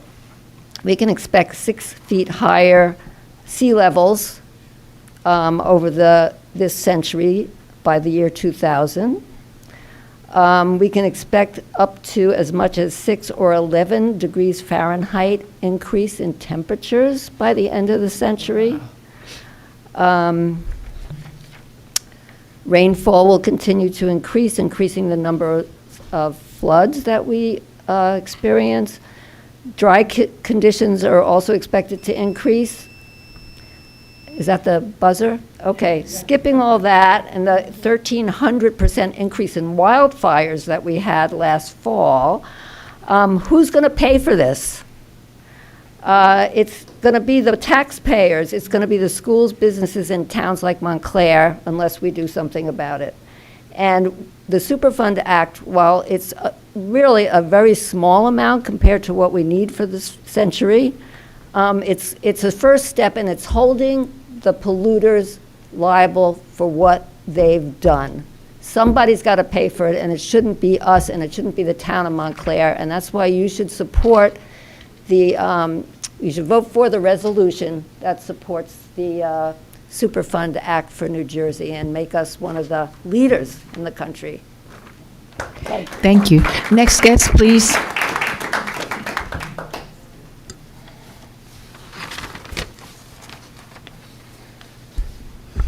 Good evening, Mayor Baskerville and the council. Appreciate your time tonight. My name is Nicholas Giglia. I live in the 2nd Ward, and I am the founder of a grassroots organization known as Root, Restore Our Transit in Essex, which was founded after the closure of DeCamp Bus in April 2023 created a substantial transit desert for many portions of Essex County, specifically Montclair, and especially in service on the weekends. I am here to speak in support of the resolution to create a mobility working group that is focused on improved transit both inside the township as well as outside the township, as well as to exhort the body here to remind that working group, and I know many of them. I know Bill is here, and there are many others that I've spoken to, as well as Deputy Mayor Anderson, and we appreciate the work that's being done, but wanting to just reiterate that this is a very important issue. Time is of the essence. I have had meetings specifically with New Jersey Transit, as well as people in the planning group there. And the way I understand it is that there is no real request until it comes from a township such as Montclair. Right. In addition, due to past experiences, perception, whatever it happens to be, there is a belief, both within NJ Transit as well as in other townships, that Montclair is not in favor of public transit. Mm-hmm. Therefore, making this request would allow other groups to to join the fight with you, because right now, our group Root has 2 main requests.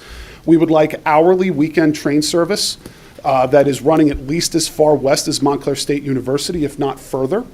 And we are also looking for 7-day bus service that roughly mirrors the previous DeCamp 33, 44, 66, and 88 lines. Excuse me. There are issues here, obviously, of equity. Right now, a monthly train ticket from Watchung Avenue costs the same amount as a train ticket from South Orange for 72% of the service. There are people here, many of whom I know. I have a son who is at Northeast, and I have a daughter who will join him there next year. And I talked to many families within Montclair who joined this town, chose to move here, raise their families here, partially not only because Montclair is a wonderful place to raise their family, and I married a native, so I got pulled in here myself, But there's also that accessibility to New York City. And there are many people who have purchased their homes here and were then shocked to find out that the train station they live walking distance from is suddenly not something they can then use on the weekend to take their child to a museum or a game or an event or anything similar. Therefore, I just want to reiterate full support of the resolution. We are ready to support in any way we can. We thank you for taking that step, but also reiterating time is important, and Montclair right now is a linchpin if we would like to bring an oasis to this transit desert. So thank you very much and have a good night. Thank you. Next guest, please. Good evening. Hello there, my name is Noemi Maxwell. I'm a former resident of Montclair. I live in Belleville now. I work in the city. I have family who lives in Montclair. And I'm here to support the council's support of the resolution for the New Jersey Climate Superfund bill.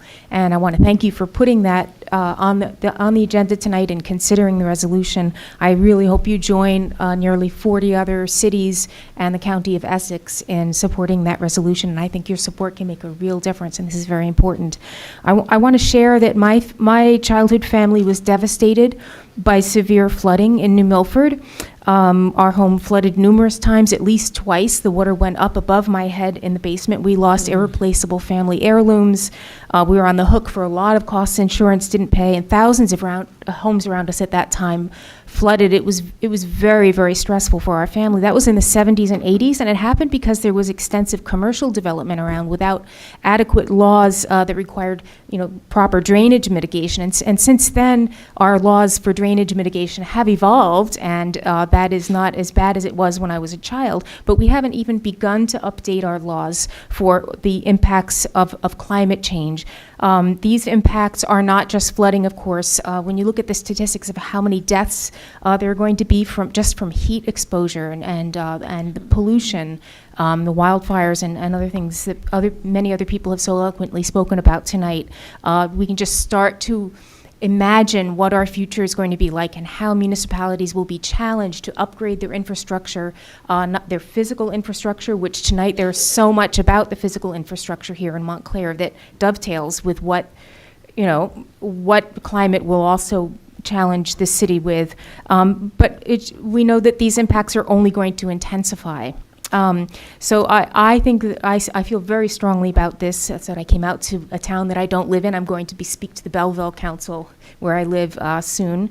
I think this is simple fairness that residents and city governments should not have to shoulder all these costs. And I love the idea of having a fund that cities apply for grants to shore up their infrastructure. I would like to think that people will not suffer as much, at a lot of suffering and cost and destruction of beautiful properties and people's lives won't happen, because the city will be able to, with these funds, be proactive and work on shoring up their infrastructure. And I want to make one little comment at the end, if I have another moment, about trees. It is pretty heartbreaking to think of the city planting a tree, the sidewalk heaving up, and then somebody not being able to afford to pay that sidewalk. Well, trees are an incredibly important part of the infrastructure for climate resiliency in communities. They absorb tremendous amounts of water, flood water, and air, cooling, absorb pollution and heat, and perhaps that and other infrastructure issues in Montclair there could be creative things done to help with the sidewalks and the trees at the same time. So please don't stop planting the trees. They're awesome in Montclair. Thank you so much. Thank you. Next guest, please.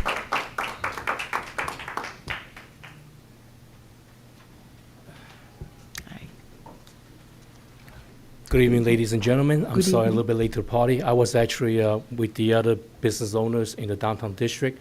They was meeting at the Montclair bit, and I didn't even realize that we had a council meeting tonight, so they urged me to see if I can come over here just to address a couple of concerns that we were trying to resolve.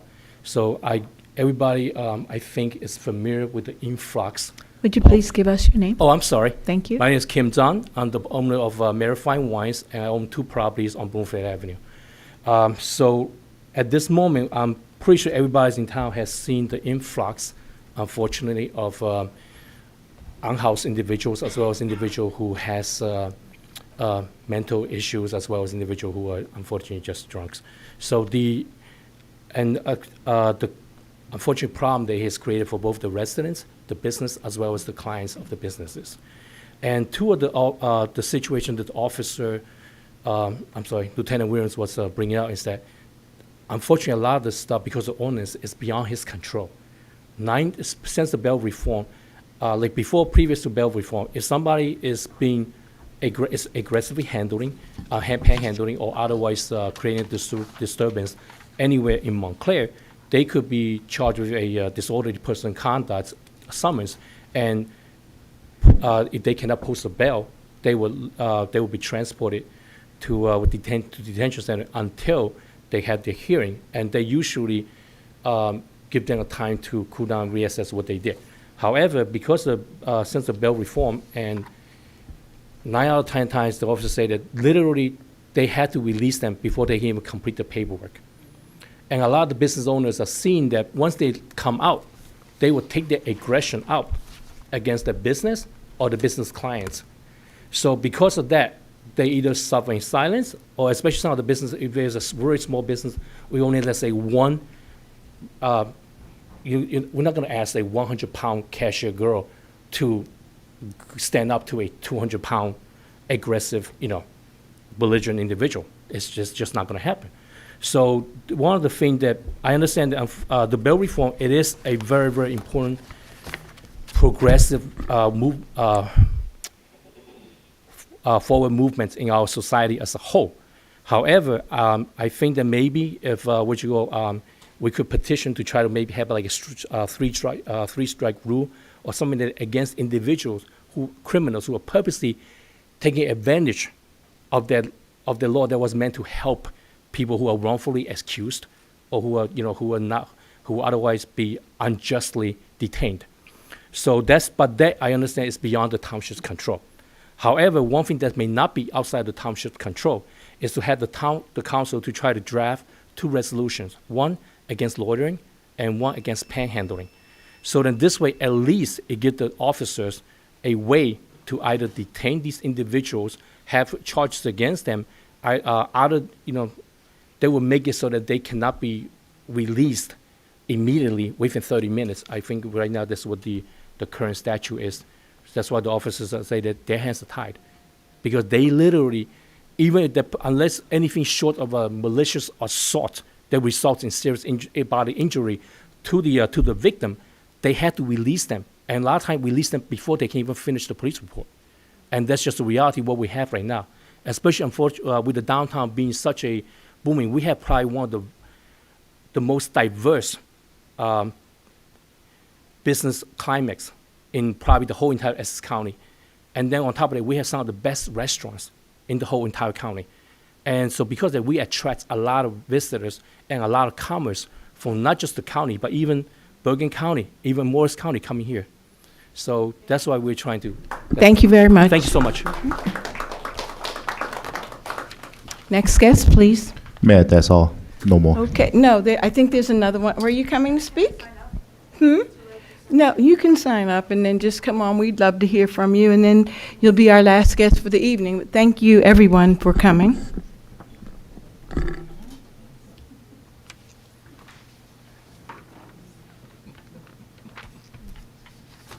Good evening. My name is Lynn Stockhammer. I just, when I heard the word about an ordinance against loitering, I really cringed. It's smacking to me of post-Reconstruction Jim Crow and what the loitering ordinance was meant to do to people's lives and to human beings. And that's really why I came up. Talking about the sidewalks, we have a situation as well with the sidewalk. I live in a large building off of Glen Ridge Avenue, and the driveway in the adjoining building is chronically being used for people backing up, well, both driveways, backing out and turning around, so it's all day. So that I understand what individual homeowners go through in terms of their particular access that it might be. And I forget the third thing that I had I noticed that Grabowski bought the property where the Auto Top shop used to be, right off of Glen Ridge Avenue.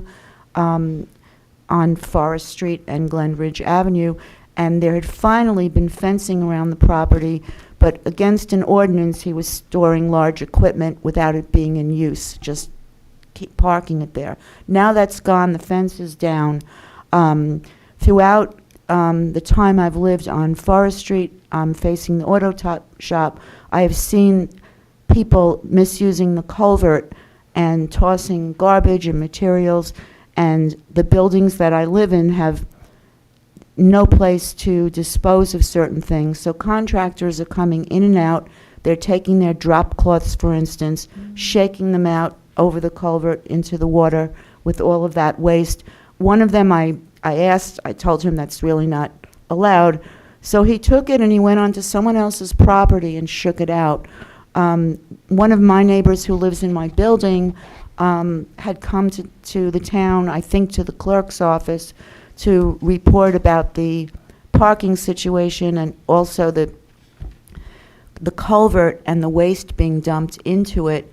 And he said he had videos and photographs, and he was told that that's no good, that they're no longer accepting that. I don't know if he went to a specific department or not. He was not told to fill out a complaint. He was told you have to call the police and they have to see it happening in order for it to be investigated. And I think that was improper knowledge. And I'm sorry, I don't know who he spoke to or what department when he walked over to Town Hall. Thank you very much. Good night. Thank you. Okay, thank you, everyone. We are going to move on to our consent agendas. Are there items that are listed under consent agenda that council members wish to remove from the consent agenda? Councilor Lockman? Okay, I would like to discuss this, basically. Resolutions numbers 1 to 5 to do with the appointment of people on our commissions, boards. I think that we have just, I see Matt Amaral just put out a call for new volunteers to come. I saw that in some release. And I'm wondering if we might consider waiting till we get all the responses from everybody and looking at them all together so that we can see the composition of these boards with the people who would like to be on them, and then kind of make a decision about, who should be. I mean, I'm sure we probably have space for everybody, but I think we need kind of more of a process where looking at everybody who has volunteered as a group and what commissions they want to be on. Maybe some people volunteer for more than one, so I would like to try to place them in their first choice of commission or board, you get what I'm saying. And I believe that it might be useful to have just a couple of us go through all of the volunteer forms, all of the first and second choices of these people, look at them as an aggregate on each of the boards, and figure out what's the best course of action to take. And as part of that as well, I think it might be useful at that time to finally appoint or people volunteer to be the council liaisons to these boards, so that we'd have the whole process done in one fell swoop after we get all the people who will respond to Matt's call for more volunteers. So that's just my suggestion and why I would like to remove these for now and wait until see what happens if there's more volunteers and take it from there. Anyone else? Mayor? Go ahead. Councilor Toller? Sure, thank you. Councilor Loffman, I understand your concern. These nominations or recommendations that are here, some of these names have been here since July 2024. We've all had opportunities to look at every resume, or volunteer form that's come in. I don't know how much longer we need to keep people who applied back in July of last year, August of last year, October of last year, waiting. If we have residents that are ready to serve on committees, we should go ahead and appoint them. I know that we've appointed some in the past. I'm not sure what this situation is about here, this period in time. Again, we've all gotten every single application. We've had opportunities to review them. Yes, I understand our communications director just put out an email blast, if you will, or something on Instagram. It doesn't mean we're going to get more applications, and we may get a few more, that's true. But I'm specifically referring to people that have applications in for almost a year now. Yeah, may I They should be given some consideration before they lose interest and want to even help. To hold this up, in my opinion, just to me doesn't make very good sense, nor is it fair to the people that took the time to put in the applications. So I just wanted to share that. Counselor D'Amato, no, I want everybody to have a chance, and then we can circle back. Counselor D'Amato? I'm not categorical on each of these resolutions, and I just have looked at some of them. I was just handed a packet for the first time with 19 people for the new Arts Advisory Committee, and I'm mostly interested here in making sure that there's some representation of the different form of cultural arts. So I did look at the people who were suggested for this, and I did not see a representation for essentially the literary arts in any way, and that's my interest, or the fine arts. And so I would like to be able to go through these and talk to people for that one in particular, and then, but I agree with Councilor Lockman that like it would be good to have at least to look at people's ranked preferences, and we haven't done that. Just So to if correct you, these aren't all for cultural arts. They're for various committees and commissions, the This- ones that we were handed today, absolutely. No, it says Volunteer Interest Forms Arts Advisory Committee. And I- Various committees Okay, and commissions, not just Counselor cultural D'Amato, arts. give Counselor D'Amato a chance, please, to finish, and then So- next Sure. council person. So if there are people who, I would like to find out the rank ordering of all these, and then I would like to, at least with the Arts Advisory Group, sit down and go through and make sure that there's some diversity in terms of the arts there, and do that. As for the Housing Commission, I don't have any particular strong feeling either way, so. Anyone else? Yes, Counselor Birmingham? So my question / concern in terms of process is just that I think at the last meeting, we removed some of these from the consent agenda as items that we discussed. To me, that means that like they wouldn't be on the consent agenda at this meeting. Like they were purposely taken off at the last meeting and we did not discuss them. So for them to now be on the consent agenda doesn't seem to fit a process that makes sense to me. So I would also be in favor for those that are not urgent to do a review and of all, of the boards and commissions and see sort of what's needed and how people have rank ordered, especially if we are putting out a call. That for at least some of these, there are some maybe, like I think the Early Childhood Corporation we did discuss at the last meeting. So for that, I'm, not, those that we did discuss, I think it's okay, but for some of the others, I think we purposely didn't discuss them, so I was surprised to see them on the consent agenda.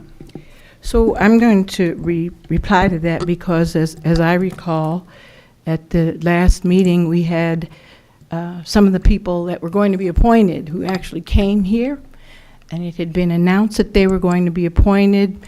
Nobody reached out from the council to say anything. They came in, took the time out of their day, perhaps had family members and others with them because they were going to be appointed at that time.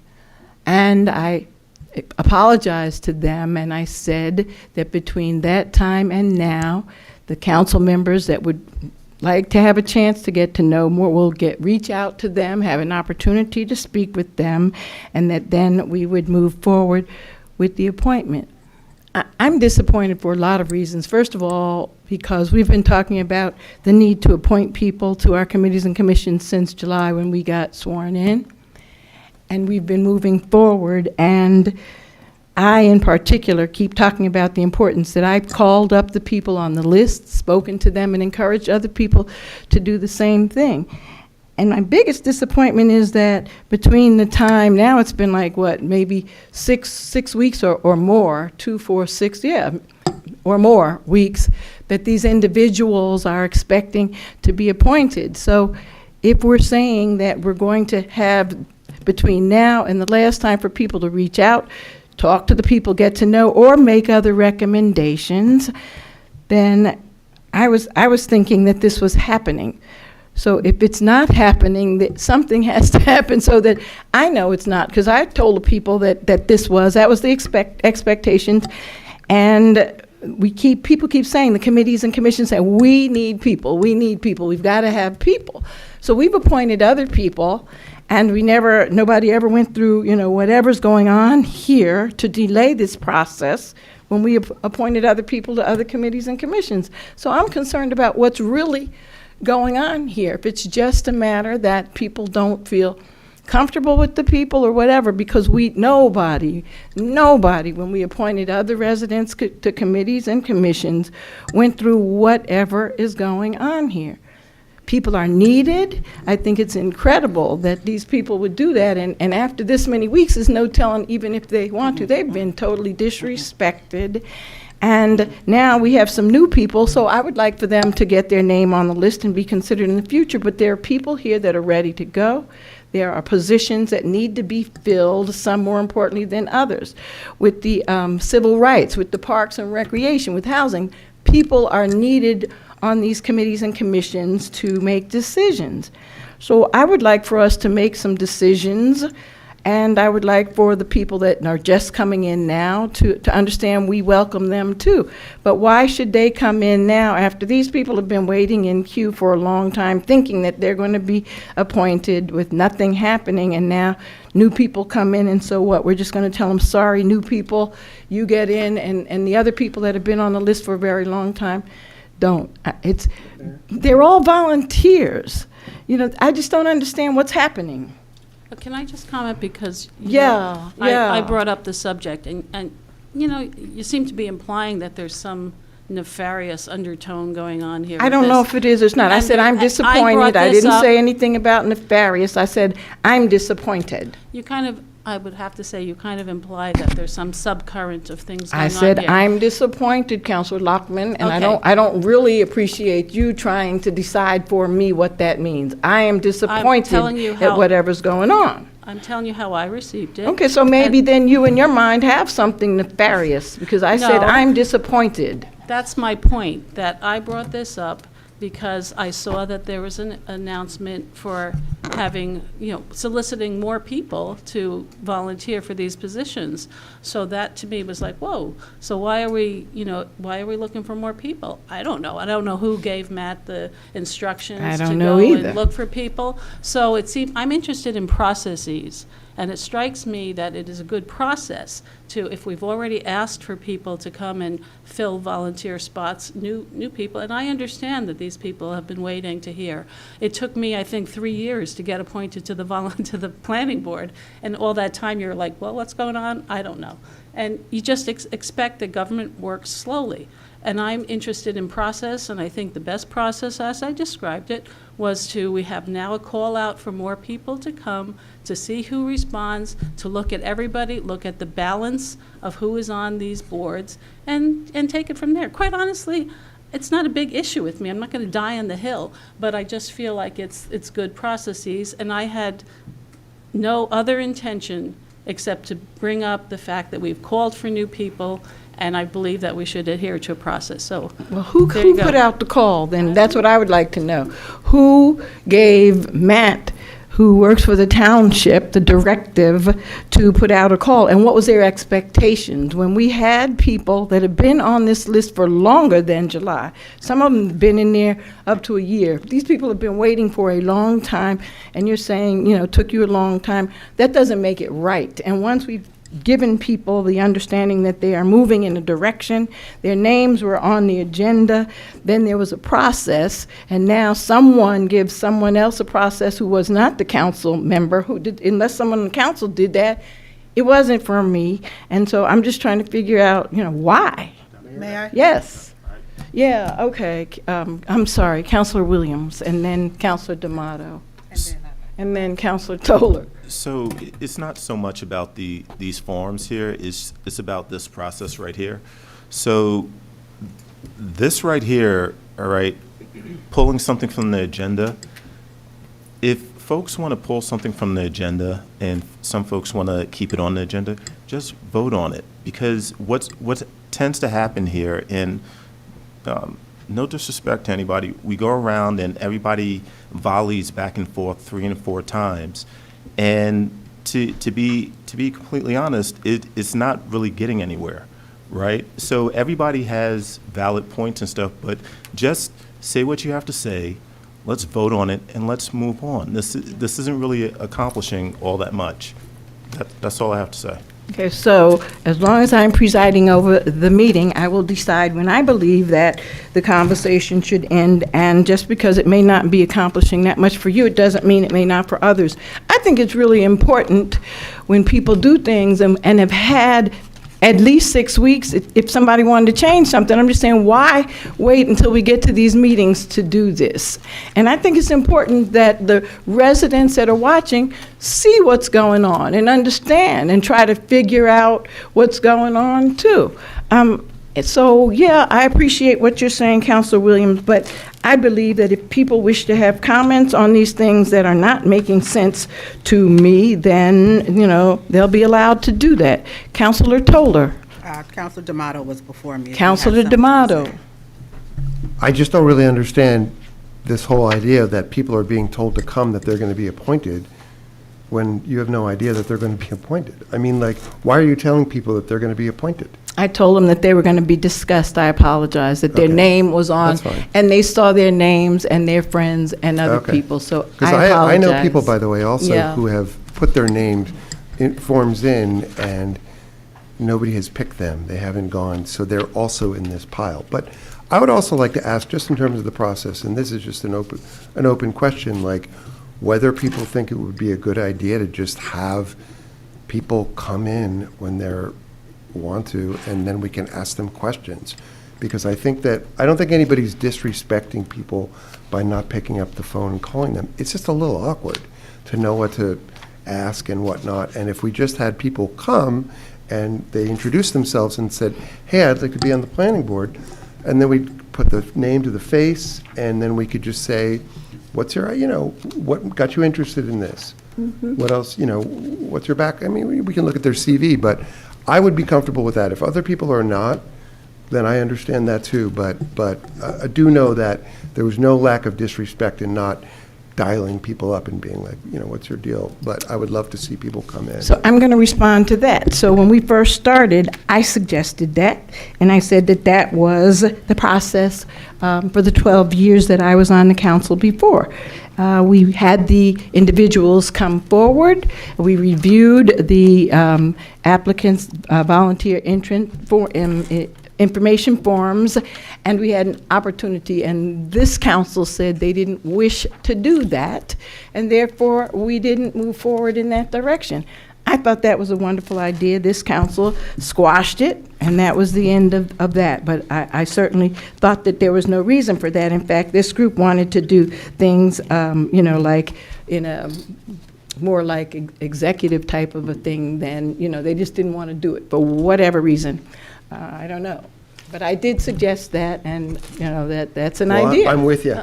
Well, I'm glad we have evolved in so many areas, and I'm happy that we're continuing to evolve. So now, if you're receiving something that might be of interest, I'm just saying, I just don't like the fact that we have to wait until we get here to these meetings if all of this is going on and people, don't want to do something.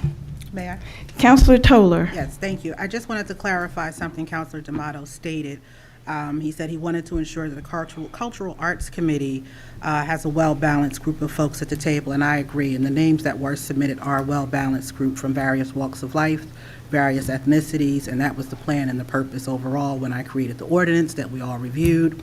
Additionally, I've emailed everyone here immediately after our last meeting with the list of names, email addresses, and phone numbers if any of you wanted to speak to any of them. And from my understanding, no one called to speak to anybody to see what their interest was or what their interest wasn't. So Again, I'm not sure why we're here today having this discussion, and whomever it is that you stated, Councilor D'Amato, that you had someone put something in, you have the power and the authority to recommend that person to a committee too. There's no one person that can do that, so depending on who the person was and what their interest is, you could have easily said you would like to get a second to put someone on a township committee. So it's not just one person picking, it's all of us picking people.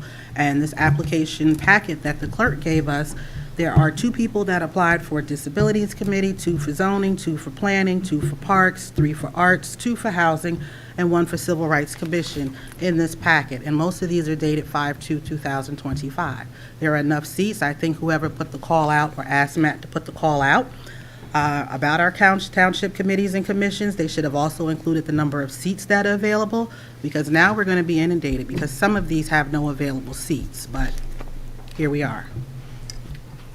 I have, Deputy Mayor? excuse me. I have a question. I have a question for the clerk.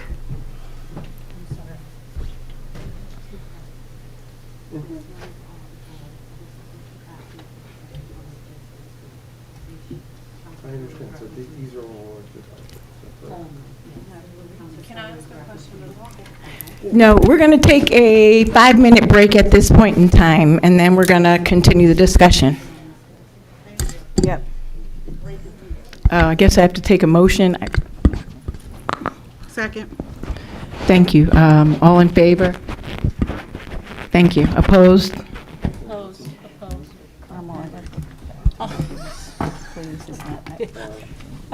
Sure. Thank you. Okay.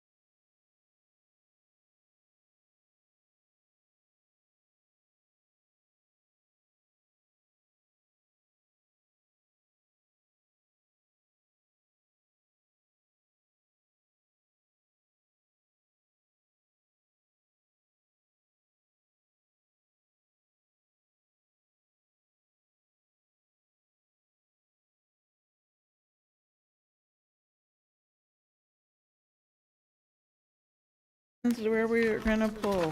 We're pulling 1, 2, 3, 4, and 5. Okay. Thank you all for your time.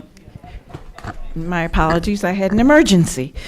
Okay, so we're back to consent agenda, and it's been suggested that items 1, 2, 3, 4, and 5, the appointments that we were going to make to our committees this evening be held until a later date. I'm just going to say until a later time.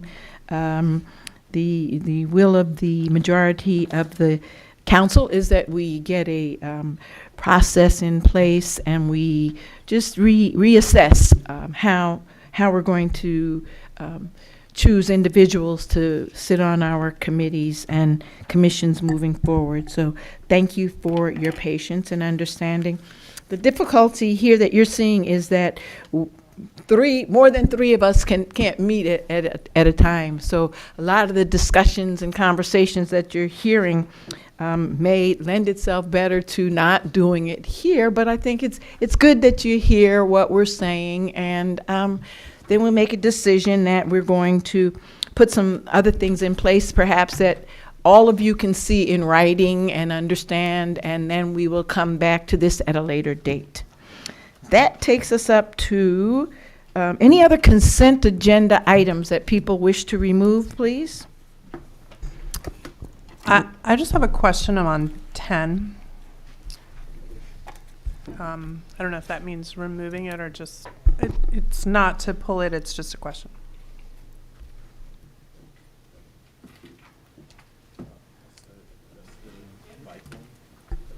It's the local safety action plan. Manager Marks, do you have a response for that? Or is, Planner Tally. Thank you. This is just quickly, and it's a follow-up from our discussion on Saturday around grants and possible grant cancellations, that this is a large, this will be months of work, my sense is, correct? Do you say months? I say multi-year. Okay, so multi-year. We set it up as a multi-year contract. Okay. Because that way we're not limited to 12 months, because it's a large amount. Okay. So my only question is, you had discussed on Saturday that you would be writing contracts now, that if grants are canceled, Yes. all work will be, going forward, we would not necessarily be obligated to. We won't be on the pay. hook So- for unpaid bills that were part of that contract. Okay, and this contract would include Yes. a clause like that? Yes. Okay, thank you. Okay. So Eileen, are we okay with leaving number 10 on? Yes. Council, are we okay with Yep. leaving number 10? Anyone else have anything else on the consent agenda that they would either like to discuss or have pulled? Okay, hearing none. Manager Marks, would you help us go through the consent agenda, please? So we're just going to call for a vote, okay. And they already know what it is, okay. Do you want to just say it? Okay. It's not a With regard, there was a resident had identified a resolution, I don't have the resolution number, that he thought there was a typo. It was I think it was Park Mobile doing business as, no, it wasn't Park Mobile, it was Flowbird. Okay. Doing business as Parkion. They had a business address of Moorestown, New Right. Jersey, which is in South Jersey. Yeah. The resident thought it was a typo, but it's true and correct. There was no Okay. typo involved. Okay, good, thank you. Okay, so on the consent agenda, we're going to withdraw consent agenda 1, 2, 3, 4, and 5. Everything else, consent agenda from number 6 through number 14. Yes, I just have one question. Counselor Toller? Thank you. I know is she here? Amy's not here tonight. Okay, only because the last time we spoke, when this was up on our last meeting, I thought she said the total amount was going to be about $15,000 spent, but now it's $25,980. I'm sorry, Counselor Toller, which one are you Oh, I'm talking sorry, about? resolution number 6. Okay. 25-138. She stood at the podium and she said something about the total amount would be like 15,000, but this says 25, so I'm just, she's not here, I guess we can't get clarification on it. I spoke with her, the health officer, about that. It came in at about 20. The original contract was for $25,980 with the revisions down. It came in at about $20,000. So There's a balance left here of Should be a Right. roughly $5,000 balance, thereabouts. $36.71. Okay, $3,671. Correct. I don't need the paper, thank you. Oh, I okay. wrote it down. Thank you. So Counselor Toller, what was the question? This was from work that was already done before, and what was the question? Well, the question was, at the last meeting, I asked Amy, and she said that the total amount was going to be about 15,000 or something to that effect, and it's the same resolution number. So my question was, you know, why is this written that says the total amount of this agreement shall not exceed 25? But if the manager said that he spoke to the health director and he understands that the quote came in at that amount for 20,000, you said? It was leaving $3,600 on the table, so roughly would have come in at, say, $22,000. Okay. So it was a change order reduction. Okay, I'm just curious if it should be that exact amount, or should it be stay at 25,980, that's all? If it should be the 22 down to the penny, or? If I would I defer don't to want to that. hold it up, I'm just Yeah, making I would- sure that we're not, you know, overpaying out of that account line, because we're all about process here. Absolutely. And it's a change order reduction, so we won't pay any more than we absolutely have to. I'd like to make a motion, please, that we accept Resolution 6, 7, 8, 9, 10, 11, 12, 13, and 14. Second. Madam Clerk? Deputy Mayor Anderson, Yes. Counselor Birmingham, Yes. Counselor D'Amato, Yes. Counselor Lockman. Yes. Counselor Toller, Yes. Counselor Williams, Yes. Mayor Baskerville. Yes. Now we're going on to new business resolutions. I'm going to ask our deputy mayor, please, if you would do resolution, yeah. Okay, Resolution R25-147. Resolution supporting the passage of the New Jersey Climate Superfund Act. And I so move. Second. Discussion. Yeah, go ahead. Okay. Counselor Lockman? Okay. So I just want to preface this by saying that I recognize the problems with climate change. I recognize the need for some changes in how these are funded and managed. But I think that this act as put forward, the Climate Superfund Act is not a good act. I'll tell you why I believe this. For years, I worked for a mining company that mined non-ferrous metals and owned a asbestos mine. And of course, we were on the list of federal and New Jersey Superfund sites. And for 16 years, I worked on this, trying to figure out how the company that I worked for would be paying for what was deemed to be their responsible party's allocation. And I can tell you, the Superfund Act, in my view, was a big failure. Most of the monies went to lawyers and administration, and about maybe 65% of it went to the actual cleanup that was needed, and many times the cleanup was not done effectively. It took years for anything to be done, and it's a big mess. It was a big mess.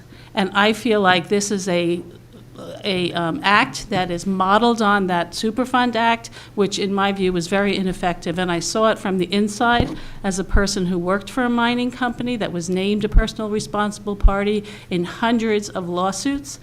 And it's such a morass of finger pointing on who owed what companies then went belly up. trying to get money then out of insurance companies. So I think there should be a better way to fund this, and I would not support this law because of my personal experience having gone through this on Superfund sites and surplus sites in New Jersey, and finding that it was a big waste. A lot of money was wasted, and not very much cleanup got done. So I would not be for this. Councilor D'Amato? I also have grave reservations about this, but for a totally different reason. I would say, as Councilor Lockman said, there are a few things in the life that I think are as certain as the fact that climate change is real and it's a catastrophe, and it's an unfolding catastrophe, and it is responsible for all the things that the people who got up here and talked were saying it's responsible for, and it will impact us locally, and it will cost us millions and millions of dollars. So I think that that's all certain, or as close as you can be to be certain. Just almost as certain is the fact that the support resolution for this bill that we are deliberating contains things that aren't true. And we are saying that we believe that it will collect billions of dollars from companies for states and municipalities. I do not believe that that's true. I mean, I don't want to be a dick, but show of hands if you've read the bill and if you've read the challenges to the bill. I have. I've talked to people about it. I don't think it's going to work. It just simply, the federal government has preemptive powers over the regulation of greenhouse gases. There's a democratically appointed judge in New Jersey for Mercer County, I just read an opinion, who's like very straightforward that federal law preempts state law. And there are other layers of problems with the law, with this law legally, that makes me believe that it will not act as we say it will. And now, I don't have a problem with doing something symbolic. The problem I have here is that I believe it leads to false hope, right? Metaphors are difficult here, especially with something very serious, but it's sort of like a town's going to be inundated by a flood, and people are like, we need to build like a sand barrier or something like that. And and I'm standing here going, that's not going to help. And if you're not helping in a disastrous situation, you're kind of hurting. So that's where I'm at with it, and I sent to you folks some suggested changes. You can pass that. I mean, if people are for it, that's fine too, but I just don't believe we should say that there will be billions of dollars collected, because I don't think it's true. And I think people who know the most about this legally know that it's not true. I added some other things that I would like to see changed. If we struck that part, I would maybe abstain, but if we're good, I don't want to tell people something that I don't believe is true. That's the bottom line. And I don't believe that this act will lead to the collection of a single dollar from one of these companies. I just don't believe it's true. And I'm sorry. Councilor Toler or Councilor Williams? Yep, thank you. I respect what you're saying, Councilor D'Amato and Councilor Loffman. I'm going to support this because, it's not about the whether or not we get the money back. It's about ensuring residents, the environment is correct for them. The taxpayers, who's going to fund this? The taxpayers, if we don't vote for this, it goes into their pockets, as we heard in the presentation. The only question that I really do have is if we want to take this and make sure that it's not going to have an economic effect on households. We need to ensure that our businesses and residents aren't going to be financially impacted by not doing this. I mean, that would be a good thing to look at. Not so much the companies and whether or not we're going to get the money, but we're talking about, residents are talking about their homeowners insurance going up. So cars being damaged with flooding, and you can't get that money back, you can't, get a car back. We've had some major floods here in Montclair, and I think it's time that we, as a township, take a little step further and kind of address and look at these environmental challenges that we have a little more seriously and the effects it's having on the residents. That's all. I just wanted to share that. Council Birmingham? I would say what you just said, Councilor D'Amato, reminds me a little bit when I was in medical school in the 90s of how people talked about the idea of suing tobacco when the states found themselves having to take care of all the people who were harmed by tobacco and wanted to get some compensation for that, and everyone thought that was really a pie in the sky idea that you would be able to sue a tobacco company. And we did, not we, but there was in fact a major settlement with tobacco that did fund a lot of public health through for decades. So for me, I don't actually, ironically, I feel like it's less similar to the Superfund Acts that you were referencing, because those were individual, sites where obviously each individual site is going to be mired in lawsuits and insurance and, which is not to say people who, pollute should be responsible, and that there was a lot of intention, good intention, and in fact, a lot of sites were cleaned up, even if it, of course, was mired in legal issues. So for me, I believe we have to start somewhere. I believe it is clear that there are companies profiting in major ways in the oil and gas industry, and so I am happy to support, because again, obviously, each state many states are doing this, and they're doing it differently. I do think it's not a slam dunk that you would raise billions of dollars, but I do think we do need to start moving forward with this. So I'm in support. Okay. Councilor Williams?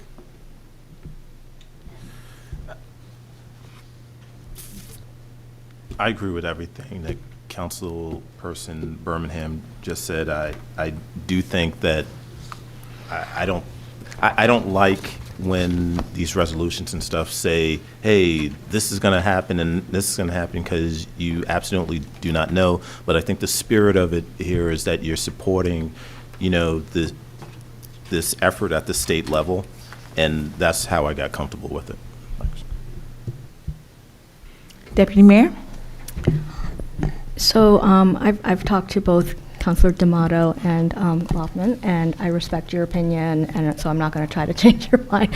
I'm just simply going to say that I do support this. This is strictly a resolution to support the state legislature's effort to, and through this law, it would be to create a fund, basically holding only certain fossil fuel companies, the largest ones, liable for damage they've caused. And for me, there's no real downside to supporting this resolution, honestly. I think the only upside is if it does pass, and we are able to, as a municipality, apply for funds to help pay for, flood, infrastructure, damage that has been caused by flooding. I mean, especially right now, we don't know how much funding we're going to be able to get from other, government sources. So, and quite frankly, I'm not that concerned about the largest fossil fuel company's ability to, I don't think they're going to go bankrupt. Let's just put it that way. I'm not as worried about that as our township's ability to deal with the effects of damage caused by these companies. So I would be in support of this. I support the passage of this resolution, and yeah, that's all I have to say. The analogy that I would also that I thought of also was the tobacco company situation. So thank you. So I wholeheartedly agree with everything that you said, Councilor Birmingham, and I appreciate the way you said it. And certainly, I'm not, there's no way to tell how much we're going to recover in terms of the resources, but I don't think I'm that concerned about whether we're going to get billions of dollars or not. I just want to make sure that we are sending a message that those people who are responsible for so much of this will be held accountable, and it won't just everything fall on the shoulders of us as the taxpayers. So I would be in favor of this, and I'd like to call the vote at this time. I'd like to, make a motion that we pass this. No, did someone second it already? Deputy Mayor Anderson? No, I seconded it, she first did. Yeah. Okay, so can we call for the vote, please? Yes, Deputy Mayor Anderson? Oh, I'm sorry, there's more discussion? No, I'm I just, sorry. Councilman D'Amato had recommended some changes. Are you not going to ask for those? Are you asking to amend it or no? I'm being genial. I don't want to see a vote. People are going to vote against it. Okay. Madam Clerk? Deputy Mayor Anderson? Yes. Counselor Birmingham? Yes. Counselor D'Amato? No. Counselor Lockman? No. Counselor Toller? Yes. Counselor Williams? Yes. Mayor Baskerville? Yes. Counselor D'Amato, please.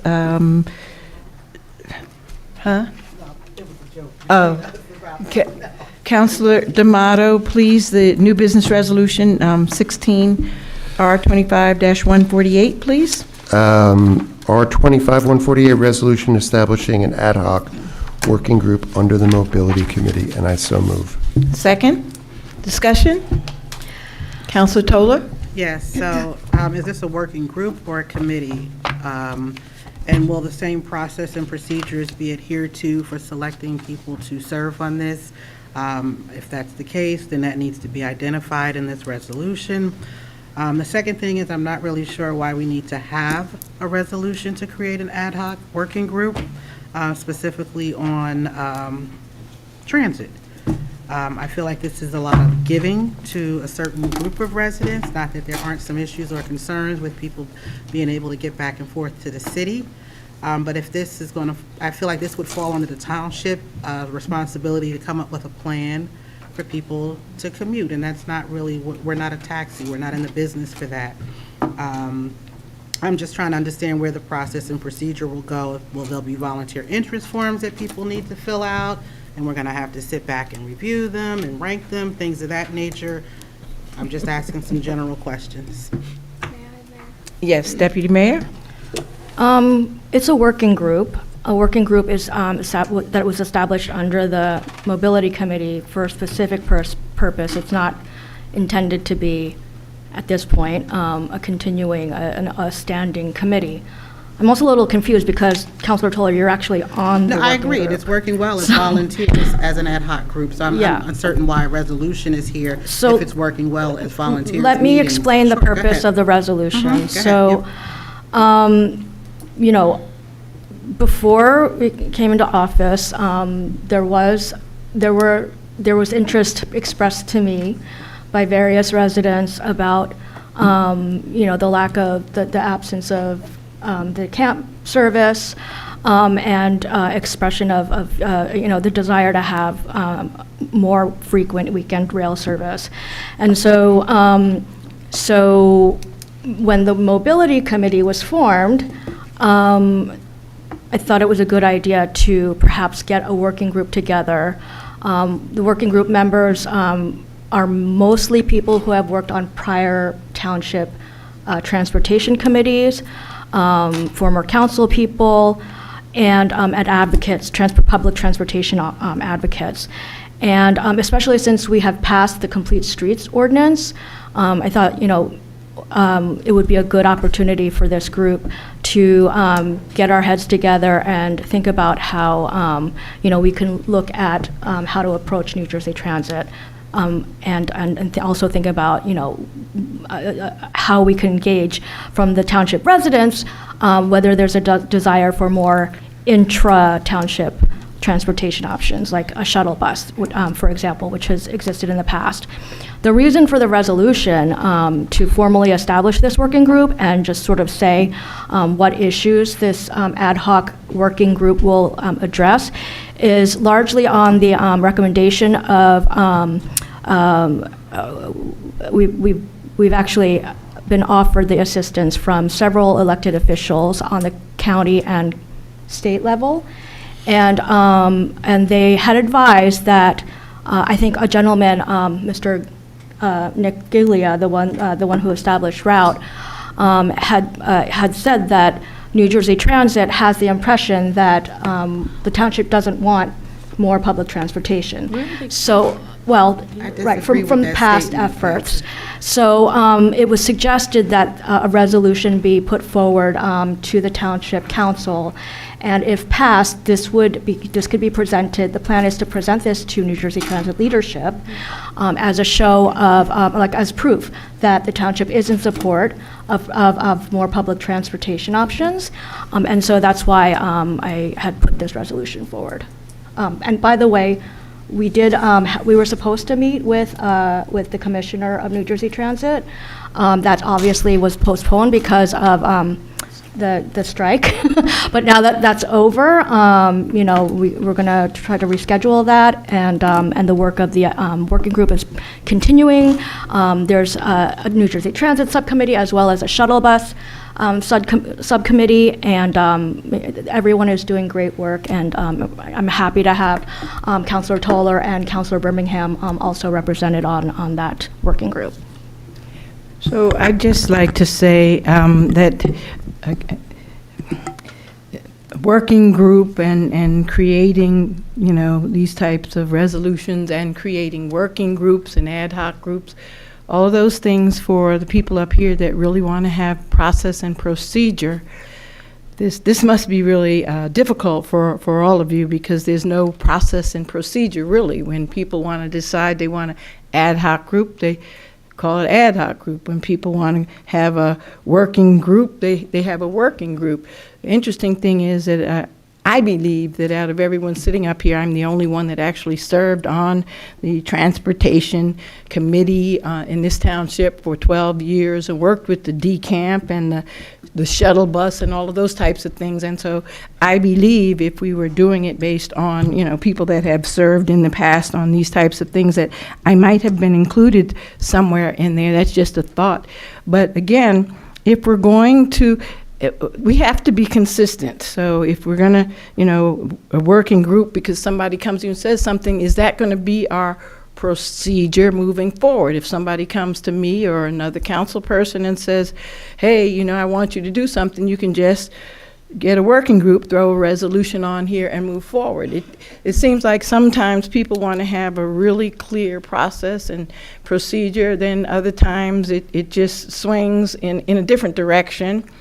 And if people are doing good work, as I'm sure you are, because I'm familiar with what you guys are doing, and I certainly agree, but it's just not, there's no process or procedure, and it's just, something that just jumped up here like the beginning of ad hoc committees. And then when I said, well, now I'm going to have an ad hoc committee, people don't seem like they're that interested, or it just gets a different type of feeling. So I would like for us to be consistent and transparent on how we're going to come up with working groups and when, and people that want to have an opportunity to get in these working groups, should we all put in our names and what our past history has been regarding these types of things to be considered for these different groups, or what equal opportunities will we all have as council people to serve on some of these things moving forward?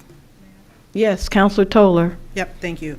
I just wanted to say two things. The gentleman that did speak that says New Jersey Transit stated that Montclair doesn't want more transit. I have to disagree with that. I think part of the issue is that residents don't understand that some residents, I should say, New Jersey Transit puts out surveys. They base their decisions off of surveys. This is something I've shared with the shuttle group during one of your meetings. The other thing is, if this is voted in favor of, I would recommend that we put a sunset date on this, when it should end. I don't see the need for this to be a long-standing type of working group under the township. There should be an end date to ensure that actual, this work is going to get done in a timely manner, and, that's it. It's just, I feel like the working group is working. I see all the emails, the volunteers that decided to be part of this group. It's working. I just have a little concern with this being now under the township as an ad hoc, if you will, committee, because then we're going to have more of them for other things. That's just exactly what's going to happen, and we're going to have a lot of ad hoc committees. I can see that down the road, but just my thoughts. And if we put a sunset date on it, will people be putting in volunteer interest forms for this, and how will these people be selected? That's my question. Councilor Toler, just curiosity, how will you know, when you've resolved that? In order to come up with a sunset date, you would have to know when you have done the best that the group can do. It was just a recommendation. I can't say what a sunset date would be. Or how would you determine that, just in terms of? This is asking, there's a survey that's going to be going out, as my understanding, perhaps some conversations with transit and the commission, the county people. Once you gather that information and come up with a plan, then there wouldn't be a need for this type of working group, because this is trying to serve an immediate need right now. I can't see this being long-standing. And again, I just have to disagree with the gentleman that says Montclair doesn't want more transit. How many train stations do we have? I just don't get that part. No, I get what you're saying, and I agree with you. I think it shouldn't be long-standing. I'm just trying to find out, if we were to vote to amend this to include that, how would we pick a date? We wouldn't know the answer, I don't believe, unless you. I mean, I'm saying if today is May 20th, it could be May 20th, 2026. That gives it a solid year to get some work done. People will burn out. Hopefully they won't burn out before then, but if they're passionate, they should be able to come up with some results or a plan within that time. Just my thoughts. I'm sorry, Councilor Birmingham? Thank you, Mayor. So, it's interesting because for me, the way that public transportation has been evolving in Montclair over the past few years with, to camp going out, with the trains being unpredictable. I almost feel like we need to establish, even beyond this, we should have an advisory committee or something, because this, going forward, transportation and public transportation is just a huge issue here in town, and it will always be evolving. So I don't see it necessarily as something that can be solved. I think there are some short-term goals, but I'm not sure if I see it as something that, okay, we're going to solve this and that'll be the end. That's how I see it.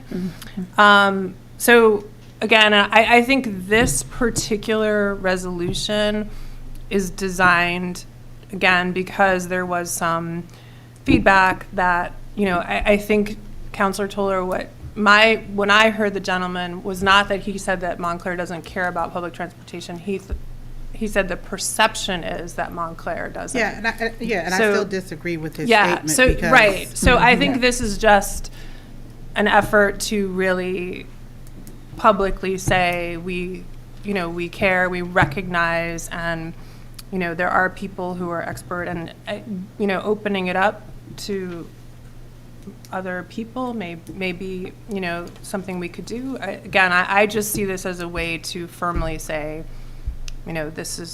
we care about this issue. We do have some short-term goals, and then there may be longer term, but and we feel strongly about it. Councilor Lockman? Just a couple of questions. So this was put forth by the Mobility Committee. But did the people on the Mobility Committee agree with this, putting this forward? Correct? Yeah. So, well, no, I'm just saying it was directed by the Mobility Committee. So I am a believer in respecting what the committees want. If this is what the Mobility Committee thinks is the way to go, and I feel like it's a good idea to have experts in the field to get themselves together and share ideas about things, which would be the ad hoc nature. But the Mobility Committee should control how this ad hoc committee works, and I'm happy with that. I just have one question. Are we looking at any other bus companies or just New Jersey Transit? New Jersey Transit. That's it. Okay, yeah, well, I'm in full support of this. So I agree with what you said, Councilor Birmingham. I just want to know a little bit more about looking into shuttle bus types of services, because as we do more development in our township and parking becomes more of a difficult situation, I think that shuttle buses and other forms of transportation in the township should become more of a discussion. Mayor? Yes? Yes, so that is actually something that this working group, that the subcommittee is exploring. And part of that is, we met with a representative from the county transportation office and somebody from Easy Ride. And it was suggested that we do a townwide survey specifically on the subject of whether or not there is interest in establishing a shuttle bus service. And so part of the work of this group is to do some research, gather information, and make a recommendation on whether or not we can, like, first of all, if we should establish a shuttle bus service that is from the township, and also, of course, figuring out what the costs would be and how to sort of finance that. So, and that would, entail probably consulting with other committees of the council. But yes, that is part of this resolution, the charge of the working group. Great, sounds good. Yes, sir, Councilor D'Amato. I like the idea of the working group and what it would be doing. I don't understand, I think I'm with you, Mayor, like, why we need legislation to have a working group. Like, the definition of an ad hoc group is that you're just putting it together on the fly. So, like, in other words, if we had a facilities and infrastructure working group on one particular issue, I don't think we feel like we need to come to the council to have a vote about it. But I think Susan explained that. Oh, I'm What? sorry. Councilor Williams. Yeah. Deputy Mayor Shenanderson, she did explain that the New Jersey Transit wants to see, right, they want to see that we want to make some changes. However, I know when I hope we're close to making a vote on here. My only issue here, I'm half in support of some of the issues at the bottom, and I'm half against some of them. And I think I laid them out to you. The extension of the weekend train service beyond Bay Street would cause, I think, traffic to back up when the town swells during the weekend and the gates have to come down, especially if you're having hourly train service throughout the town, right? Especially on Grove Street, right? And also, I think part of the problem with government in general is we never look to cut anything, and just saying in general, we never look to cut anything, and we never look to see if we have resources already available, and we tend to duplicate things. And this is in reference to the inter-township transportation options. Now, New Jersey Transit runs buses through Montclair. If part of our Vision Zero initiative is to reduce the reliance on cars and stuff like that, you're now adding additional vehicles onto the road, right? So when there are already buses available. So those are my tidbits. I'm ready to vote on this, and just want to have my say. I'm sorry, can you explain the last part you said, when you said we're now adding more cars? Is that related to something here we'll be adding more cars? Right, the last thing at the bottom there where it says inter-township transportation, that's talking about a shuttle bus, right? So that, to me, if you're taking a shuttle bus, that'll be less cars on the road. No, because you already have New Jersey Transit, so you're adding an additional bus on top of that. It's not like New Jersey Transit buses are going away. You're adding an additional commuter type transportation here when there's already something that already exists.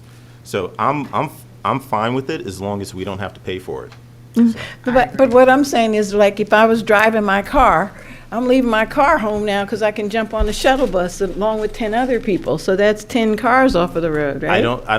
I don't think if you have a car, you're taking the shuttle bus. I'm big into public transportation. Everybody knows this. When I go into the city, even on the weekends, I take the bus, I walk, I shuttle, I scooter. I'm big public transportation.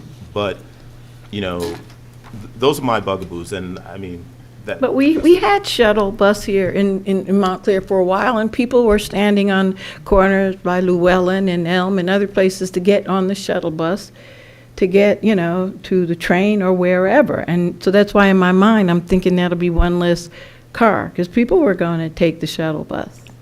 Just Anyway, I'm sorry. Okay, yes, I'm sorry. Councilor Lockman. Just one more point. I think all that this is saying is that this ad hoc group will investigate this. Sure. So that's it. So I think that's Okay. fine. Yeah, but I get that. I just don't understand why we need legislation for a group of volunteers. That's a It's different thing. fine. I'm just addressing. No, and Romeo's it's point. okay. Okay. I just feel like we need a sunset date on it completely. This just can't go on forever. This is just my thoughts. So are you adding an amendment? Because I'm getting ready to call for the vote. Yeah, I So would like to add you a would like sunset to- date. I just can't see why we wouldn't do that. This ad hoc group is not going to be around forever. It's going to get the work done, make a recommendation.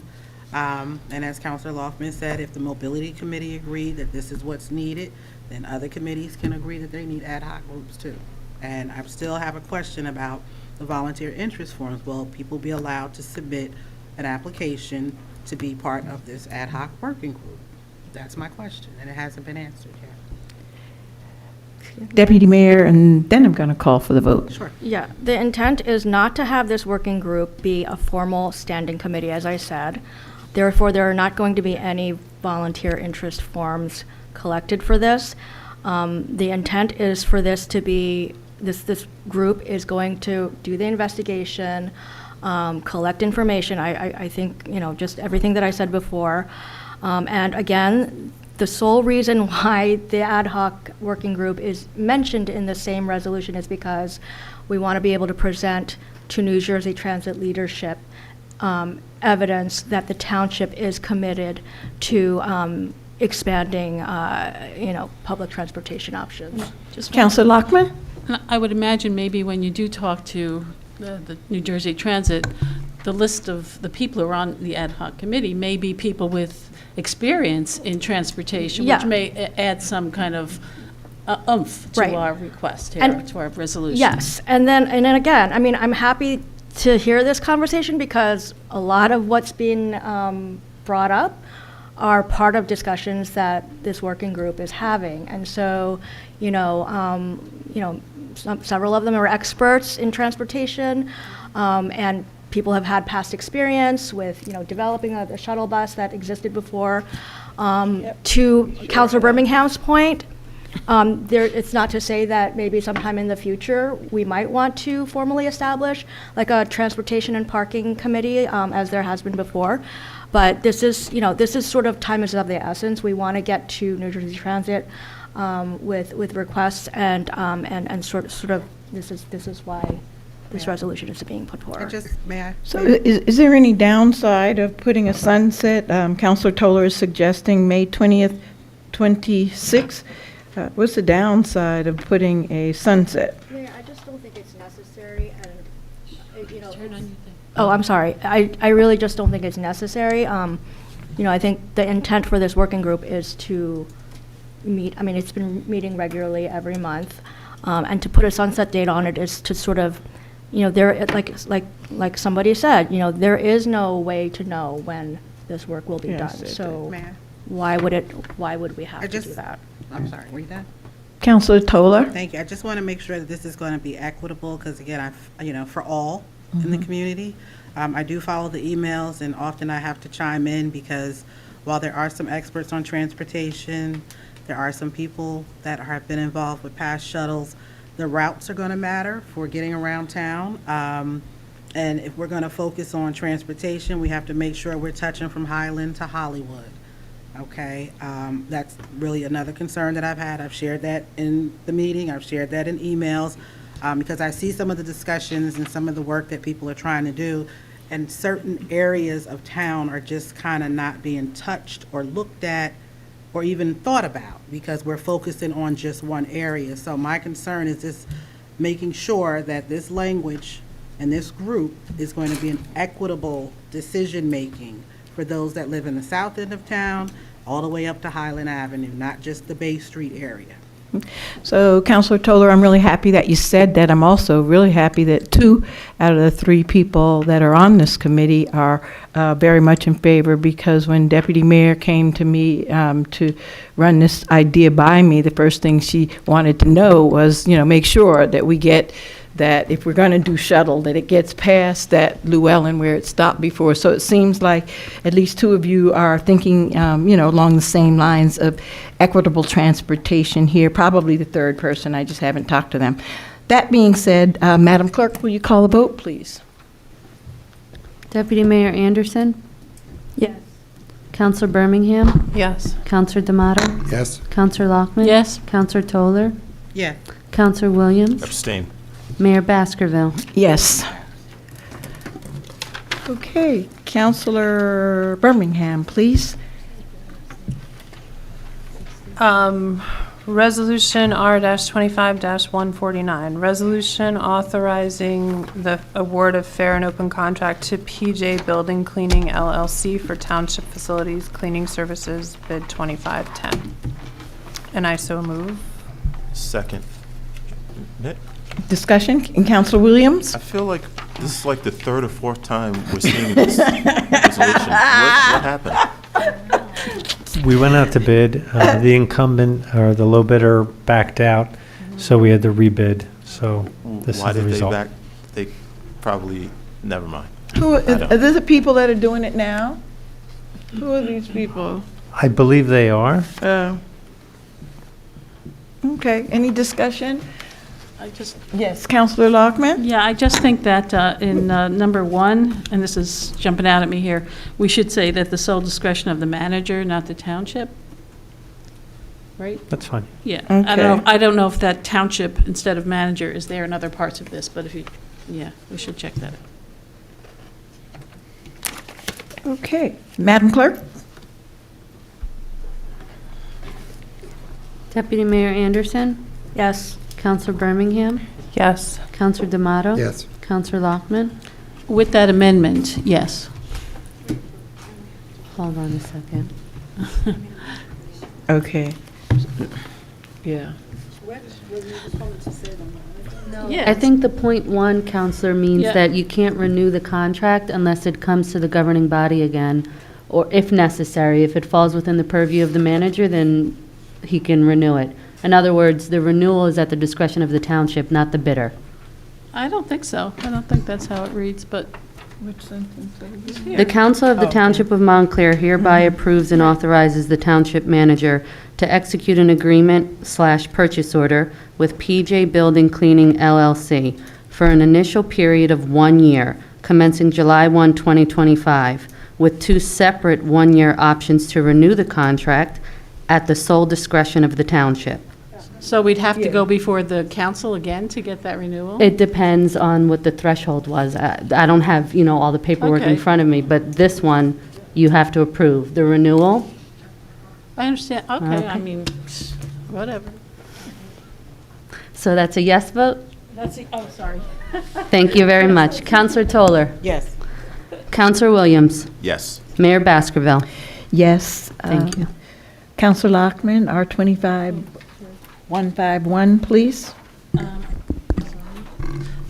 I move Resolution R-25-150, a resolution authorizing person-to-person transfer of inactive alcoholic beverage plenary retail consumption license number 0713-33-018-007 from Montclair Mezzanine LLC to MHG Morimoto Montclair LLC. So move. Second. Discussion? Yes. I just have one question, because it's not listed here. I'm just wondering where this liquor license will be going. Do we know the address? It's not on here, just asking. This is on Glen Ridge Avenue, I Right believe. across from the parking deck. It's on the corner of Glen Oh, Ridge Old Avenue. Crosby. Yeah. Yeah. Oh, so Yeah. they're opening something there, okay. But it's currently inactive. It's not operating right now. No, I understand, All I right. just, there was no address, so. Right, thank you. You're welcome. Madam Clerk? Deputy Mayor Anderson? Yes. Counselor Birmingham? Yes. Counselor D'Amato? Yes. Counselor Lockman? Yes. Counselor Toller? Yes, Counselor Williams? Yes. Mayor Baskerville? Yes. Deputy Mayor, please. Resolution R-25-151, resolution authorizing the award of a fair and open professional services contract to Hendricks Appraisal Company LLC appraisals and consulting assignments. I so move. Second. Discussion? Madam Clerk?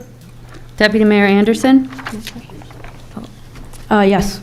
Counselor Birmingham? Yes. Counselor D'Amato? Yes. Counselor Lockman? Yes. Counselor Toller? yes, Counselor Williams? Yes. Mayor Baskerville? Yes. Counselor Williams, please.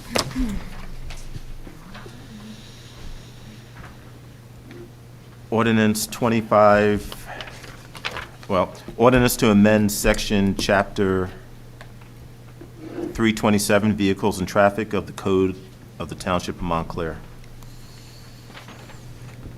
Second. So Oh. moved. So moved. Sorry.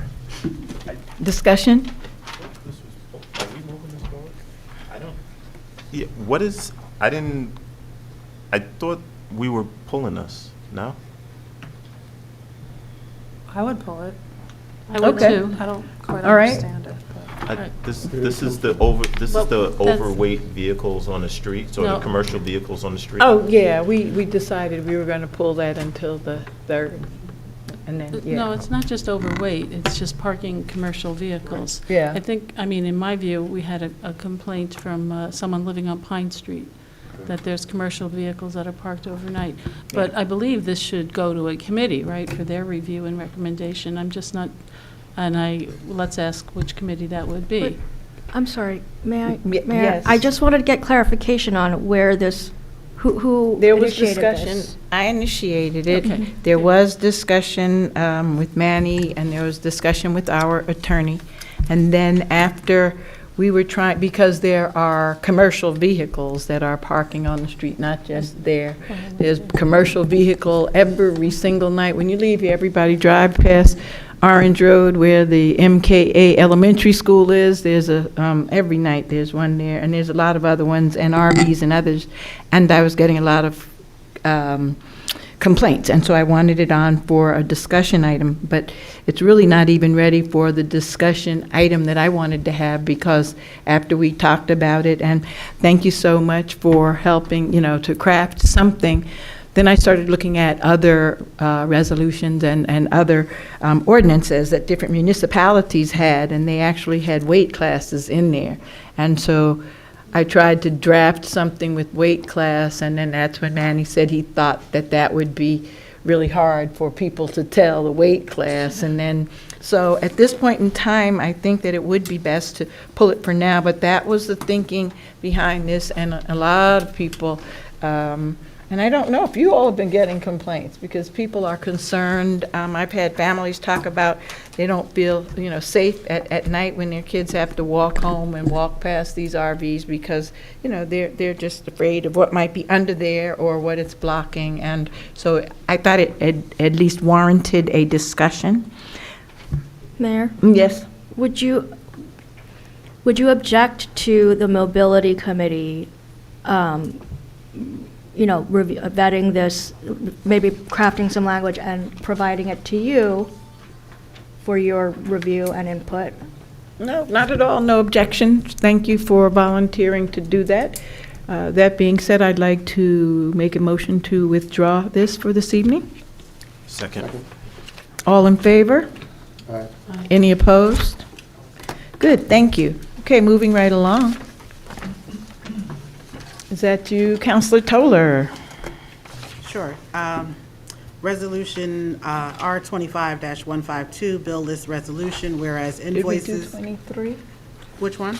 The revision to, This was 20. okay, all right, I see where we are. I'm sorry. That's okay. Whereas invoices against the Township of Montclair in favor of the following persons for the amounts set opposite their respective names have been received, duly audited, and found correct. I so move. Second. Discussion? These are the bill list. Bill list. Yeah, all right. Counselor Lockman. Oh, no, she just read it. Oh, I thought you had some that you wanted to look at. Anybody have anything? I know Counselor Williams has some. Counselor Williams? I just had, I was just wondering what we're using Comcast for. I see like 4 Comcast bills for $950 each. I was just, Is that TV 34? No, that's not TV. That's for the water department, for the different facility, like grocery, pump stations, and then all these pump station, they do have Comcast for the internet connections, Wow. for the SCADA systems. is this in the 950, that represents what? I believe it's the monthly charge. I'm pretty sure it's a Comcast is for the water utility department, but the 950, I don't see the bill. But I know that it's for the water utility department. Can we just look at that? Because that's just awfully high, and there's 4 bills for $950. It's a dedicated circuit, so it's a dedicated IP address. It just seems awfully high. All right. But I guess if it's a dedicated one, that would make a difference. Well, I guess because they got to monitor the whole water system. I don't know. It's worth, yes, it's certainly worth looking into. I'll look into it and report back to you. Yeah, yeah. Okay. Thank you, Manager Marks. Just have- Anyone else have any further discussion items? I just Counselor have- Toller? Sure. I know you guys want the page number, and it's so tiny in the corner. Well, anyway, it's under capital, and I'm just wondering, the first floor AC unit for $19,000, is that for this building, or is that for, we had to get the TLP Climate Control Systems? There is no page number on this one, so I'm sorry. None of these have page numbers this time. Under capital, In the back? yeah, so it's probably 3 or 4 pages in. First floor AC unit? Yes. Is that for here? Meaning,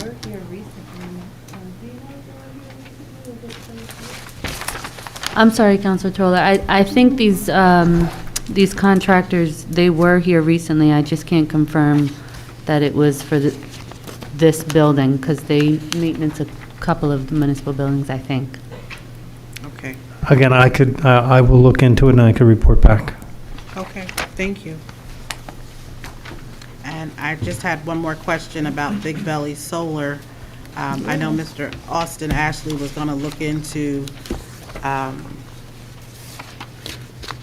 seeing if we can get those extended to other parts of Montclair, particularly the 4th Ward, since we're paying $6,500 every month and they're not in the 4th Ward yet. Perhaps he can email me and let me know when and if we're going to be getting some down here. I'd specifically asked him about that, so I will follow up. Okay, thank you.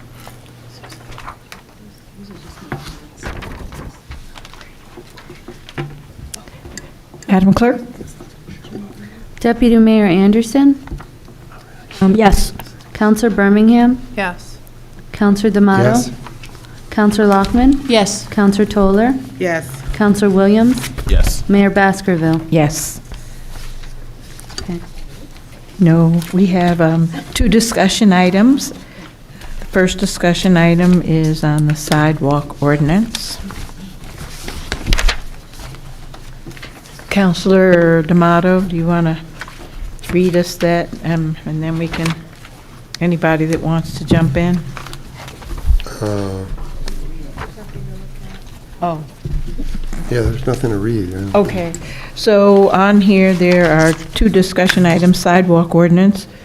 Anyone wish to have any discussion regarding the sidewalk ordinance? Yeah, so, folks are coming up and they're sending emails and they're saying, hey, we don't like the ordinance you just passed, but keep in mind, the ordinance was already in place. It was just a correction that was made so that code enforcement can actually enforce the law. So the sidewalk ordinance was already in place, and I know this from personal experience because they hit my block several years ago, and I had to pay thousands of dollars to get the slate removed. And then I heard someone say something about they had a corner property. PSE&G did work, and it's going to cost $15,000 to replace. First, if that happened to me as well, because I have a corner property, PSE&G came and did work, and they broke all the bluestone that I paid thousands of dollars for the previous years, and they said it was going to cost $9,000 to replace. And after months and months of following up with them, I agreed to let them put in cement. Oh, I know. But in any event, so that person, if they're still listening out there, please go after PSE&G and put in a claim, because the contractor is responsible if they broke up your sidewalk. But this other matter, the real reason why I want to mention something about this ordinance here, because there's this talk about trees not being planted properly, and part of the reason why my sidewalks were slightly askew and off and tripping hazard, whatever the case may be, was because of trees. And, Montclair is a town of trees, right? So I don't think, I know this notion was put out there that, hey, contractor came and they planted trees incorrectly and the town should pay for it. I do not agree with that at all. I think that you would be facing millions of dollars if you subscribe to that sort of thought process here. And it's going to be borne by everyone anyway. I don't really think that that's the proper approach to take there. I think in the Finance Committee we were talking about potentially doing something where if the town had to do the work, then the person can pay it over a period of time, a short period of time, maybe 2 years, 3 years, or something like that. That's the closest that we came to that. But just the sidewalks, while you don't own them, you do have to maintain them. It's not unique to Montclair. I had to do that in Brooklyn and as well. So that's all I have to say. I hate talking a lot. I know I was, even when we first voted on this, I had some hesitance, and I still have that hesitance. And it's for the same reasons that many of the residents are talking about, as well as a lot of the environmentalists and landscapers and other people that understand the roots of trees. And I really want for the experts to take a look at this, and if Montclair is planting trees, and if within a 10-year period, and this is what I'm being told, is a chance for those roots to get in there, if the sidewalks are just being lifted because we're not planting them deep enough, then I don't think that the homeowners should be charged for that. And yes, I'm a victim, per se, of having to pay for, sidewalk stuff. And mine was after Montclair, did not plant properly the trees, and we went on and paid it, because that's what we know to do. Montclair gives you a bill, you pay it. But I'm happy to see that a lot of the residents realize that, they have a voice, they should be able to speak up, and they should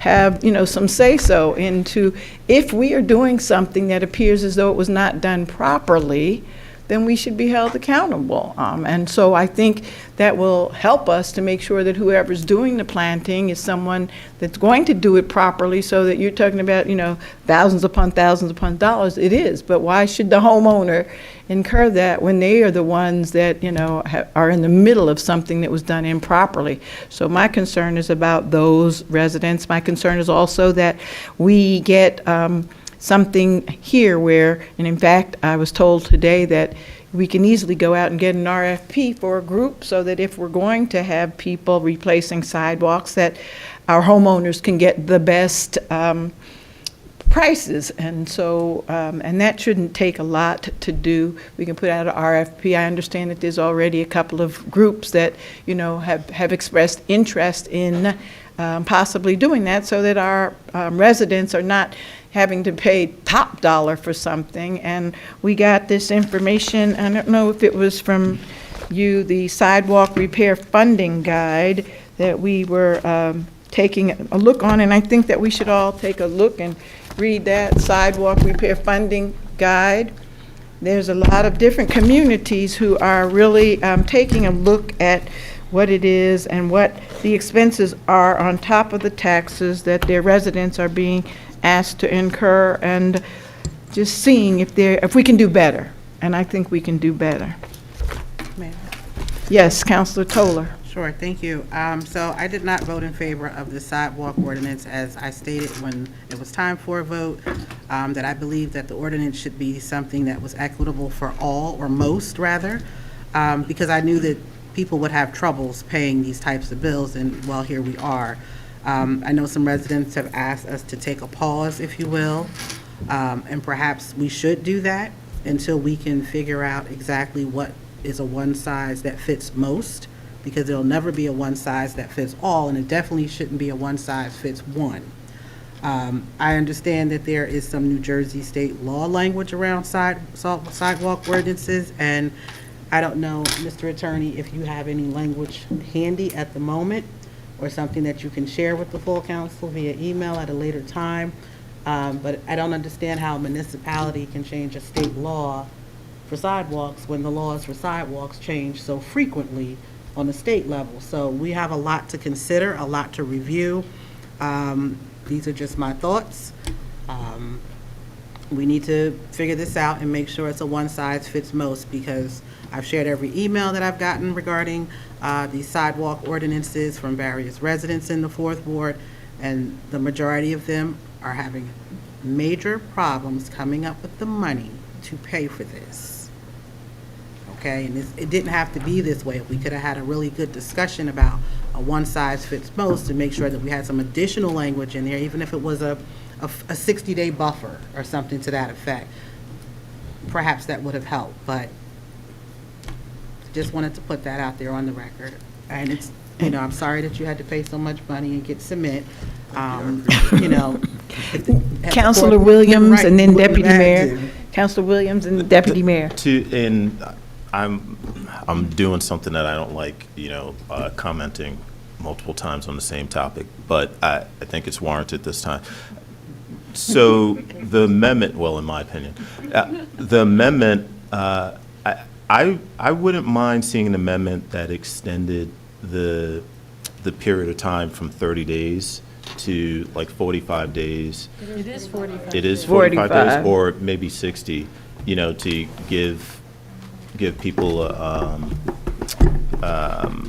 additional 2 weeks or so. I wouldn't mind if that amendment went through, so. I just wanted to add one other thing. The people that were speaking about trees, they weren't saying that the trees weren't planted properly. They were saying that the township actually planted the trees. So I just wanted to clear that up.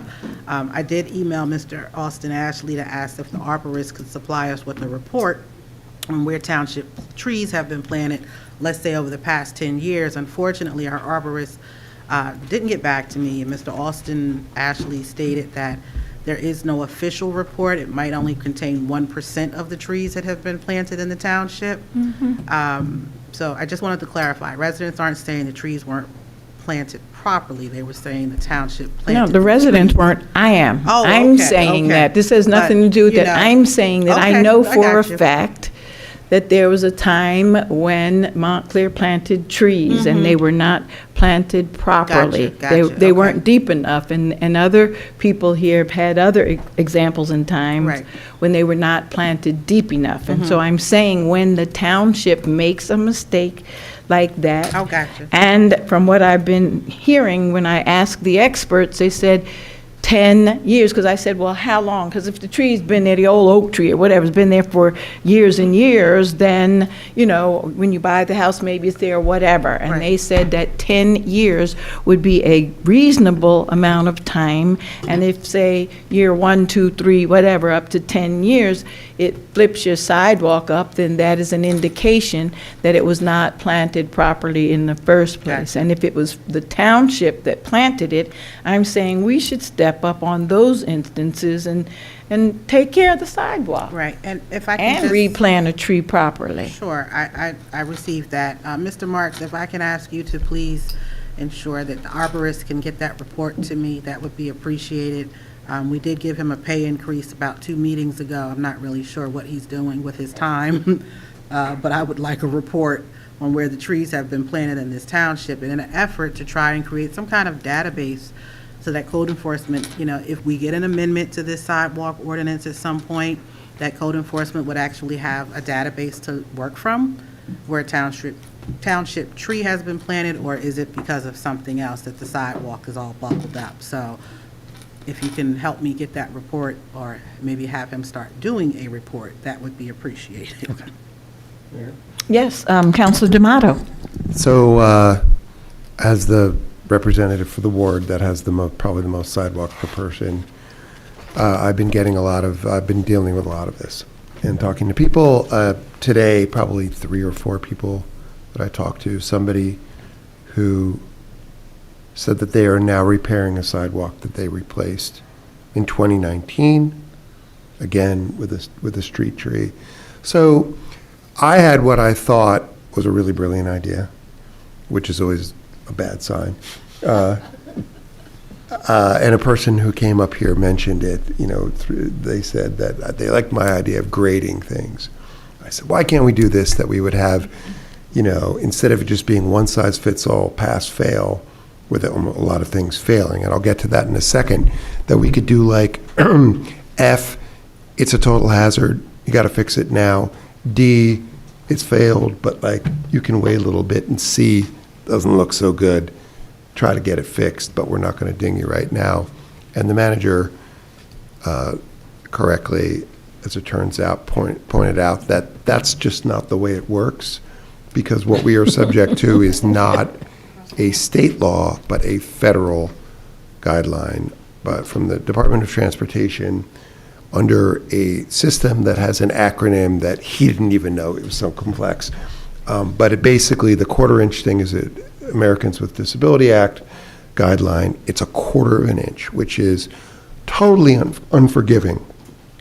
And then, so in other words, like, we can't, you know, that is a pass-fail. And unfortunately, a 1/4 of an inch is, even if there are no trees, it will be a fail. Just the freezing and thawing underneath sidewalks will give you this problem. So, and then adding on to that, we have the issue that code enforcement is not a normal department or thing. They have an obligation that goes above the town because of good meaning, intention laws to protect them from political persuasion, i.e. somebody being like, don't worry about that sidewalk there, my friend. So we're really between a rock and a hard place, because we're a town that should be trying to help and honor people who are disabled, and just to make our sidewalks a place for pedestrians. We've just obviously passed a big piece of legislation about that. So we can't ignore if sidewalks are in a bad situation. I mean, it's a legitimate problem. I think the question would be to the attorney and to the manager of what we can do, because once a code official sees something, that's it. It's in the book. So Correct. they would have to work out something along those lines. Now, I do support, and again, I'm talking the interests of my voters. that, I would love to see the town pay for sidewalks that were harmed by street trees.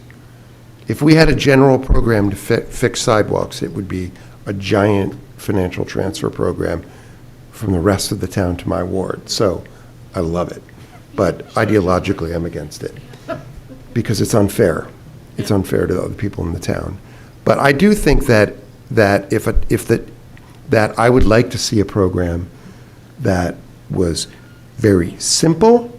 It was not an administrative burden, and it was not a big financial burden. That if there was an example when the arborist said, this is a clear example of a problem. And I don't think it's, by the way, I don't think it's that a tree's not in too deep.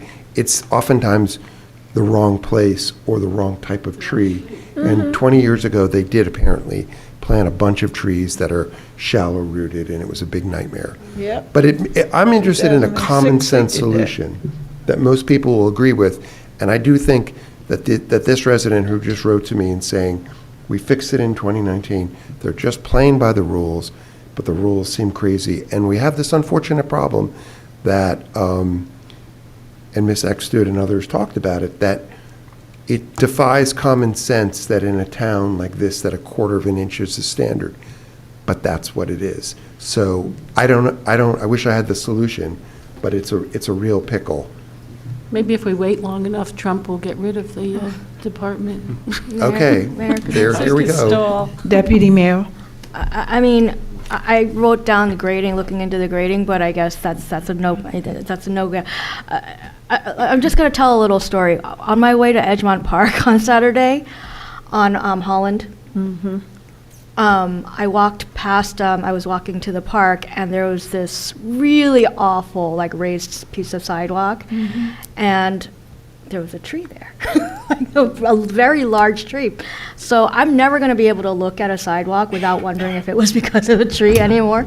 But so I guess, yeah, for me, it is trying to balance fairness versus, a legitimate need to make sidewalks safe. We don't want people tripping. We don't want people falling. We want disabled people to be able to get past. So my question, I think I wanted to raise after talking to a First Ward resident over the weekend about an experience that she had was just in more along the lines of looking at actual implementation, the enforcement, and because what this resident was expressing frustration about was that I guess she thought that there were a lot of blocks in the same geographical area that were being cited, and they were all contacting the same contractors. And so I'm just wondering if there's something that we might want to think about is like staggering, the citing of violations a bit so that people don't have such a hard time, because then they're all given a deadline of 45 days, and they're all going to the same contractors who are all busy, and so they can't get the problem fixed in time. I think that works better for the residents, because if you have a block of them, and then that goes back to my suggestion that I think is a wonderful suggestion, that we put out a RFP for a contractor to give us the best prices. And then if somebody, like everybody on Holland or whatever, is getting at the same time, that contractor's going there. And they might even say, well, since I have 6 houses on Holland, that price might even come down. It gives them something to work with other than just being out there by themselves. So I want to be really clear, there's nothing in my mind that wants me in any shape or form not to fix every sidewalk that needs to be fixed. And as people with different mobilities and stuff, some people that really can't even lift their feet up, they slide their feet. So I get it. We have to have safe sidewalks. But I'm saying while we have safe sidewalks, let's not, make the homeowners, if it's not their responsibility.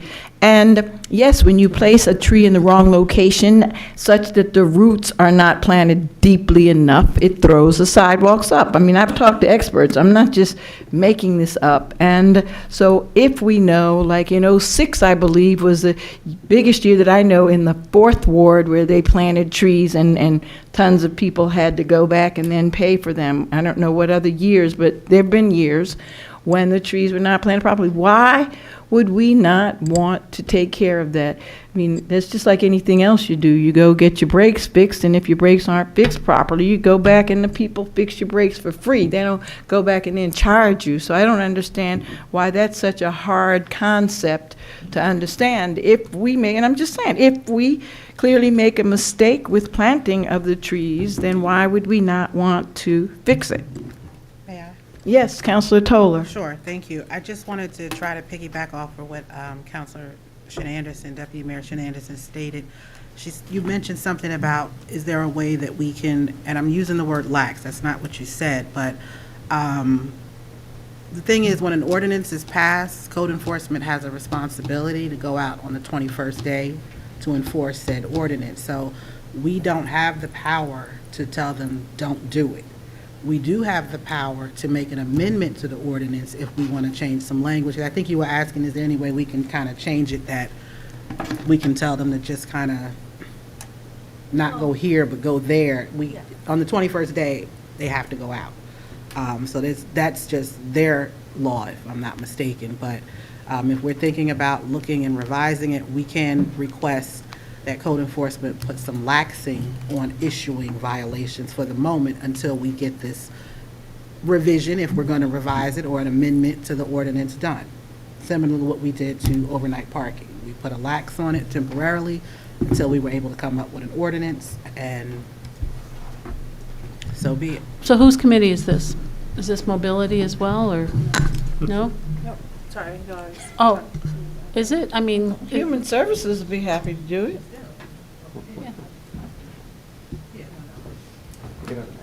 who's Human Services? On Myself, Yeah. Sue, and Eileen. Okay. But, Eileen says no, no, thank you. no, I have a question for the attorney. I'm sorry, Councilor D'Amato. Mr. Attorney, so is it possible to Mr. Attorney. structure something like this legally so that code enforcement or the code enforcement would have the ability to take all of their potential I mean, they're not sending them out the very day, but to prioritize them so that the ones that were the most egregious were at the top of the pile? Selective enforcement is a huge problem with code enforcement, which Okay. kind of reiterates I had to all try, I had the to try. issues that were discussed here. Yeah, tonight. yeah. That's It's the Jersey, I had to problem. try. No, understood, and I can certainly appreciate it, but I would not recommend it. I think we only get into trouble that way. yeah, Yes, no, I mean, I'm happy to work on this. I would say that what we passed, just to reiterate what Councilor Williams started with, we did not in any way substantially change anything that previously existed. That's right. That's Right, but the concept, because I was looking, Yeah. I was trying to find in Montclair history what was done, and I found an article from 1951 where Montclair, after World War II, had taken on this big initiative to fix sidewalks. They had given out 1,000 citations. People had 30 days to fix them. If they did not fix them in 30 days, the township did it, and then the house owners paid over time, and it was added to their tax bill. And if they had trees, because trees were specifically mentioned, they could bring an inspector out to help them figure out how to manage the trees. They were not allowed to remove the trees. But in other words, it's very similar to what we still have today. And I think it's how it's been, which is not to say we can always look to change things, especially if it could be changed for the better. But I would say that this, again, it would not come without some significant cost, potentially. Could we figure out, as you said, contractors, could we get 5 contractors who guaranteed that they would do it for X amount of dollars per square foot, so we know that people weren't being gouged, like that kind of thing? Could people potentially pay over time? I think these are things that might be cost neutral somewhat. For the lips, like if it's like literally like this, can somebody just add can it be shaved? Can they add a concrete strip so that we can figure out maybe they don't have to set, their whole sidewalk? So, I mean, I do think we could work on this to see, you know, what might be cost neutral, what we are willing maybe to spend money on. May I? I think the trees, obviously, we want to make sure they're planted appropriately. We choose the right trees, not too tall under the power lines, not, you know, into the sidewalk. In the yeah. interim, then, while you guys are working on it, what will happen in the interim? Is this group interested in putting some sort of lax on violations being issued until we get this resolved, or are we going to keep the ordinance as it is? Because that's the question. If we don't make a decision tonight, code enforcement goes out tomorrow and they start issuing violations all over again. So we have to kind of make a decision tonight if we're going to lax it, if you will. How does that work? I don't think you can do that, though, Can't do it? unfortunately. I think that goes back to the selective enforcement issue that you have. Code enforcement's hands are going to be tied after that 21st day, as you indicated. So then residents will still beforehand. get these notices, violations, and then they'll just have to work faster and harder to get a new ordinance in place. Okay, well, good luck. I'm so sorry. Yes? No? No, I was just saying, this discussion. Moving on to the next. So I think we have a plan. The Human Services Group will look further into this, and we're going to move on to the next discussion item. Discussion item 23, revision of township meeting agenda to allow for a split session, public comment format, and remote comment. Councilor D'Amato? Yeah, this did go through but not get voted on in the Communications Committee some months ago, and then was put on pause until the arrival of a new manager who could opine on it. And the idea is pretty simple, that there are people whose voices were not heard tonight because they cannot come here, either because of a disability, young children in the house, or otherwise. I think most or all of us, if we had been asked during the campaign, would have said that we're for a remote comment. I would not have. Okay, our Board of Education has had the practice for eons without any great problems. And I think when I last checked, a majority of our neighboring communities, neighboring municipalities did it. I don't know how many across the state, but I think quite a few.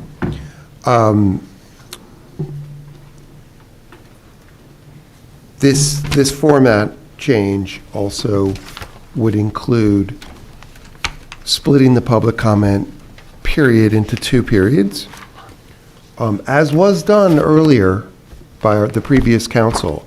And I would not be surprised if you could find a tape of me poo-pooing it at the time.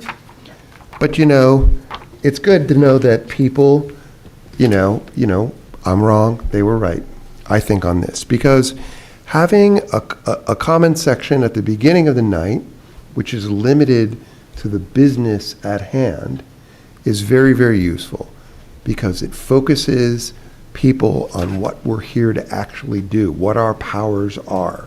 So, and it gets very specific. So when people come up, they say what they're going to talk about. They get the same 3 minutes, and they focus on that. And then that will be about all the things that are on our agenda, because you have to give people the chance to talk about resolutions before they happen.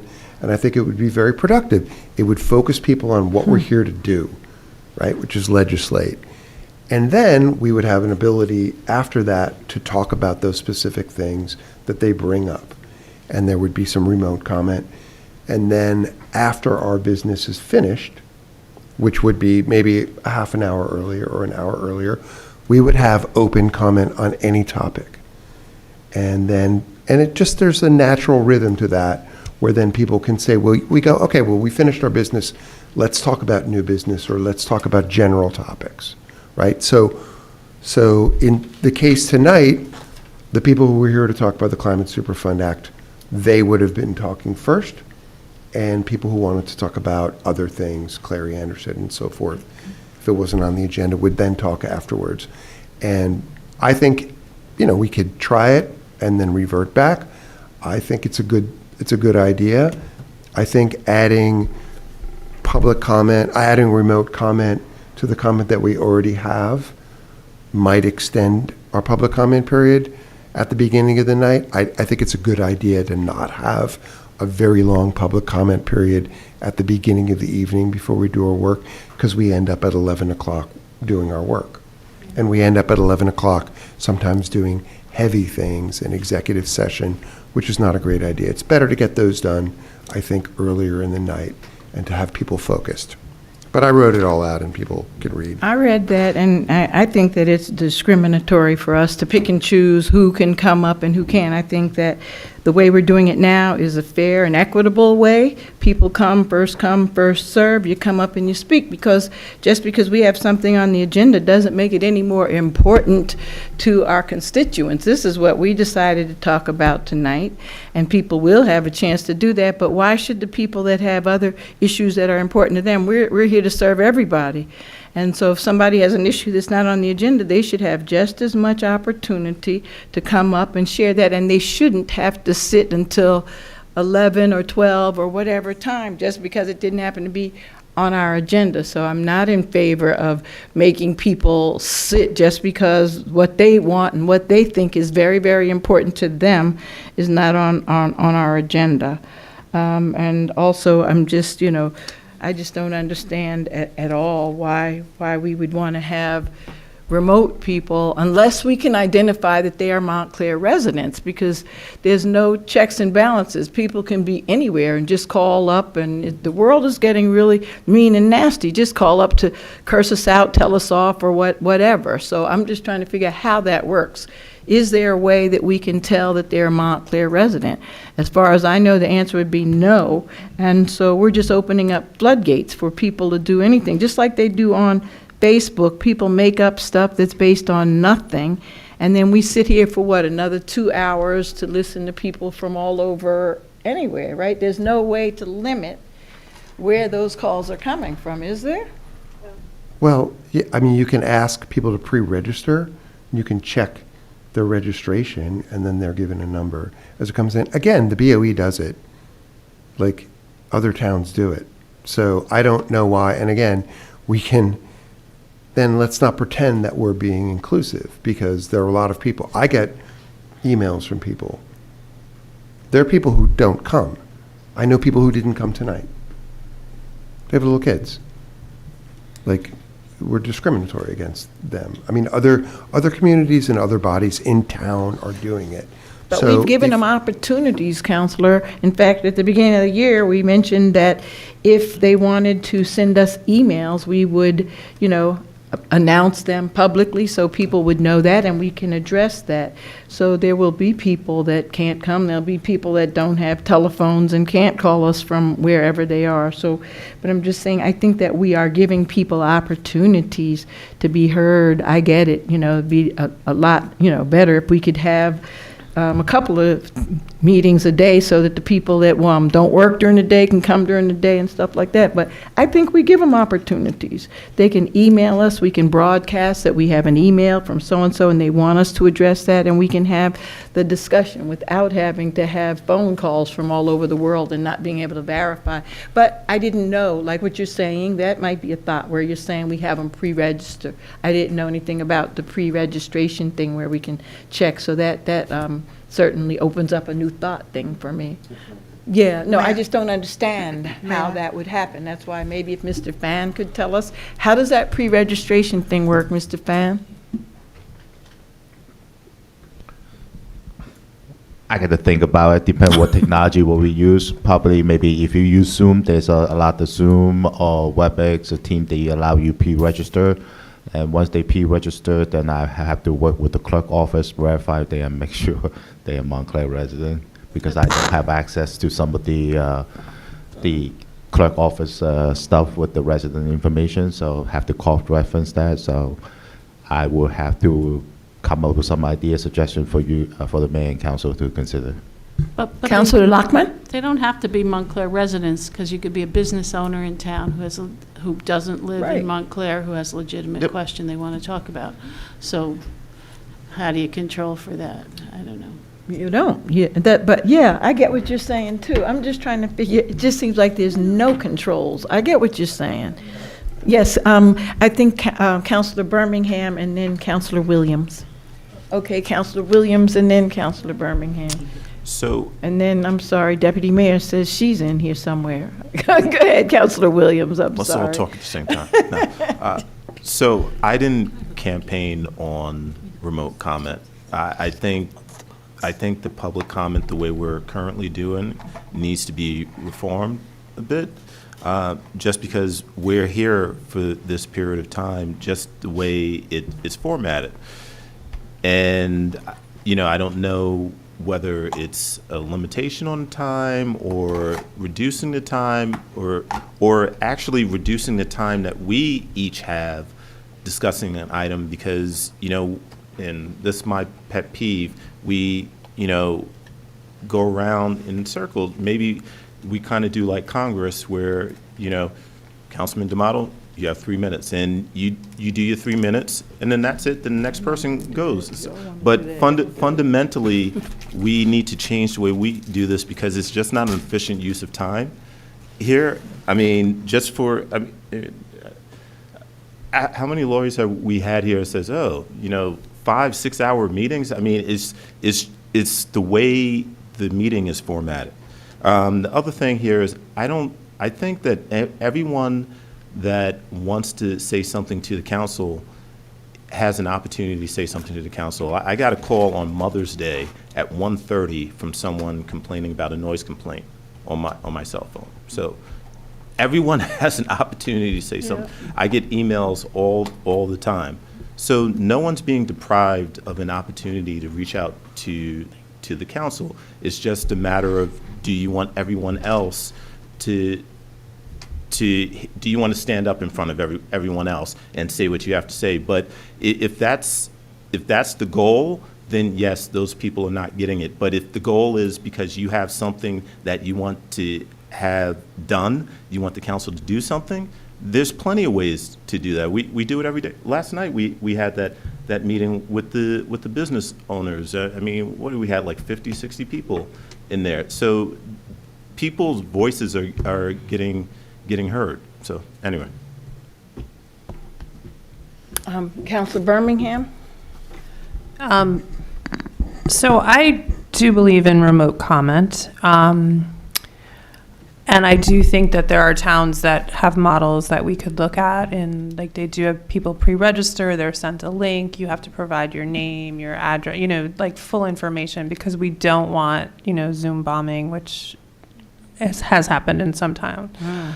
Having said that, I also agree with you, Mayor. I'm not sure about this idea of having people comment only on agenda items and then not, because I think it's too hard to police it. I think, and then we would wind up interrupting people in the middle of their comment. I just think it would be too potentially chaotic.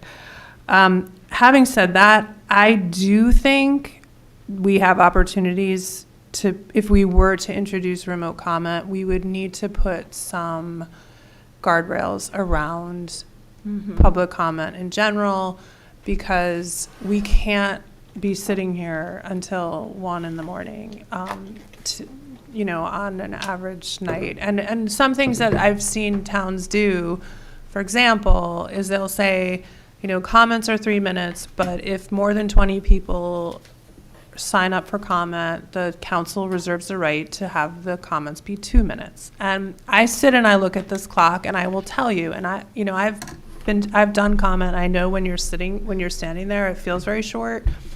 I can tell you, you can make a point in 2 minutes. You can make a point in 2 minutes. In some towns, when there's a lot of people, they make it 30 seconds, the comments. And believe it or not, you can make a very clear point in 30 seconds. I'm not saying we would do that all the time, but if we have, 20 people waiting remotely to talk and 20 people here in person to talk, we have to we just have to do something, because these are the meetings where we have to get our work done, and that is the purpose of these meetings. And so I believe we should explore public comment. I believe we will have some time because we have a June meeting, and then after that, we have 6 weeks, before our next meeting. I do think we have time to be exploring this. But again, I think we will need to put some kind of guardrails on it, because we can't be, we can't have 50 people signed up from home and having 3 minutes of, that's what I would say. Councilor Toller?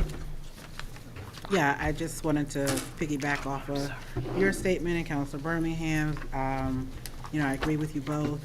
I'm just curious, if this comes to some sort of fruition, we don't have the technology now to handle this. Is that correct, Mr. Fan? Yes, we do. We do. We just have to set up the process and procedure, like, And we don't know who that person would be to handle the vetting and the setting up. That's another duty that someone here at 205 would be responsible for, correct? again, we have to thought it through and then assign the employee to do it, or myself. Right. Okay. And Mr. Attorney, I think maybe it was the other attorney we asked this question to, or I don't remember which attorney. Are we allowed to have a sign-up sheet and remove it after a certain time? What do you mean? Well, I know some municipalities, they put the sign-up sheet there for people to speak in public, and after 20 minutes, they take it away. So whoever's on the sign-up sheet is just whoever speaks. Is that an option for us? And I'm just asking because I know some municipalities do it. Usually It would people cut down. Usually people that want to give public comment should be afforded the time, but we have to also comply with our own policies and treat that equally. So I think we just have to maintain consistency. But I do recommend that guardrails, if the remote sessions are going to be utilized, that we do require guardrails, because it can be unruly, and obviously we want to be sure the appropriate people are actually making the comments. So. Thank you. Can I ask that question? I'm sorry, Deputy Mayor has been sitting here so peacefully. I'm sorry. I'm sorry. No, that's okay.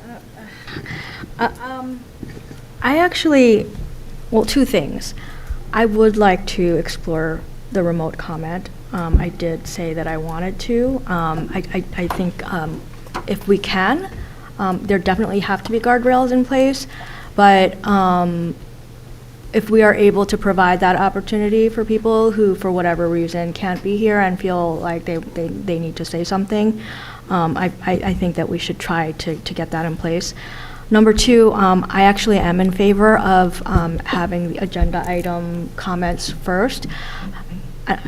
And the main reason is because, I've been doing some digging into how long other council meetings in other towns are. I mean, to me, it should be the exception rather than the rule for our meetings to go beyond 2 hours, right? I mean, the primary purpose of having these meetings, as Councilor Birmingham said, is to get our business done. And so, and of course we're legally required to provide an opportunity for the public to comment, but it seems like we have a lot of options, and it's entirely up to us as to how we want to do this. And I'm just really hoping that we are not going to have this be a regular, like, it's not going to be our rule that our meetings are going to be 5 hours every time we meet. There are opportunities for us to have conversations between meetings. There are opportunities for us to, I take phone calls and emails, we all do. And another thing that this council is doing that I don't think was done, perhaps in some of the prior councils, is we do have community meetings. We have regular meetings. We've done that. Well, Trust me, but we we've do. all done that. I guess, but like maybe not from last council. Maybe when sure you were on the is. council. Not everybody, but I'm just saying that there are other, as Councilor Williams said, there are other ways that we can provide forums to allow people to speak up. So.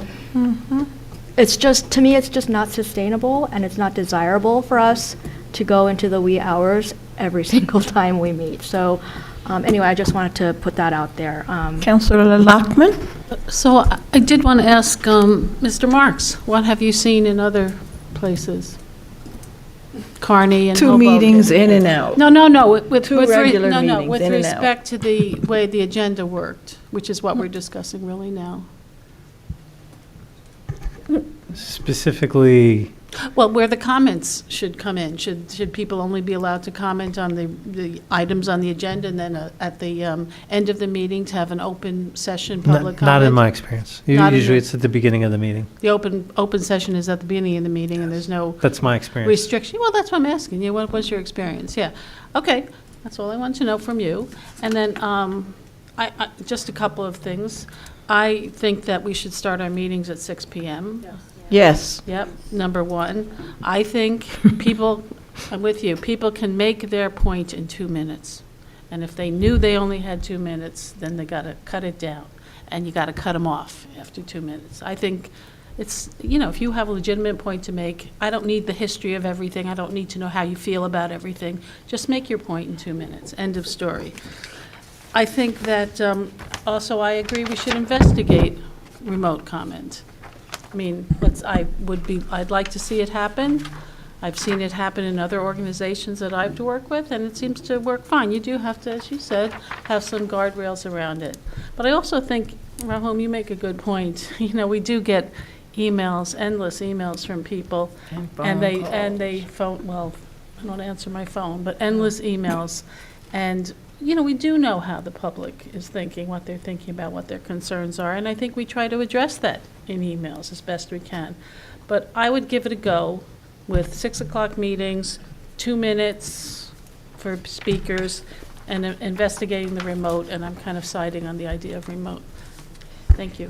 I'd just like to say, I think that a lot of the reason that we're here as late as we are is because we are not, all 7 of us are not communicating with one another in a way that I think is optimal. And I'll give you an example. For example, this evening, the items that we spent time going back and forth over 1, 2, 3, 4, and 5, right? If whoever didn't want that on there said, well, who put it back on, whatever, and then came and said to me, this is what's going on, we would have a conversation offline. And I keep telling people I really love conversations, like chit-chat.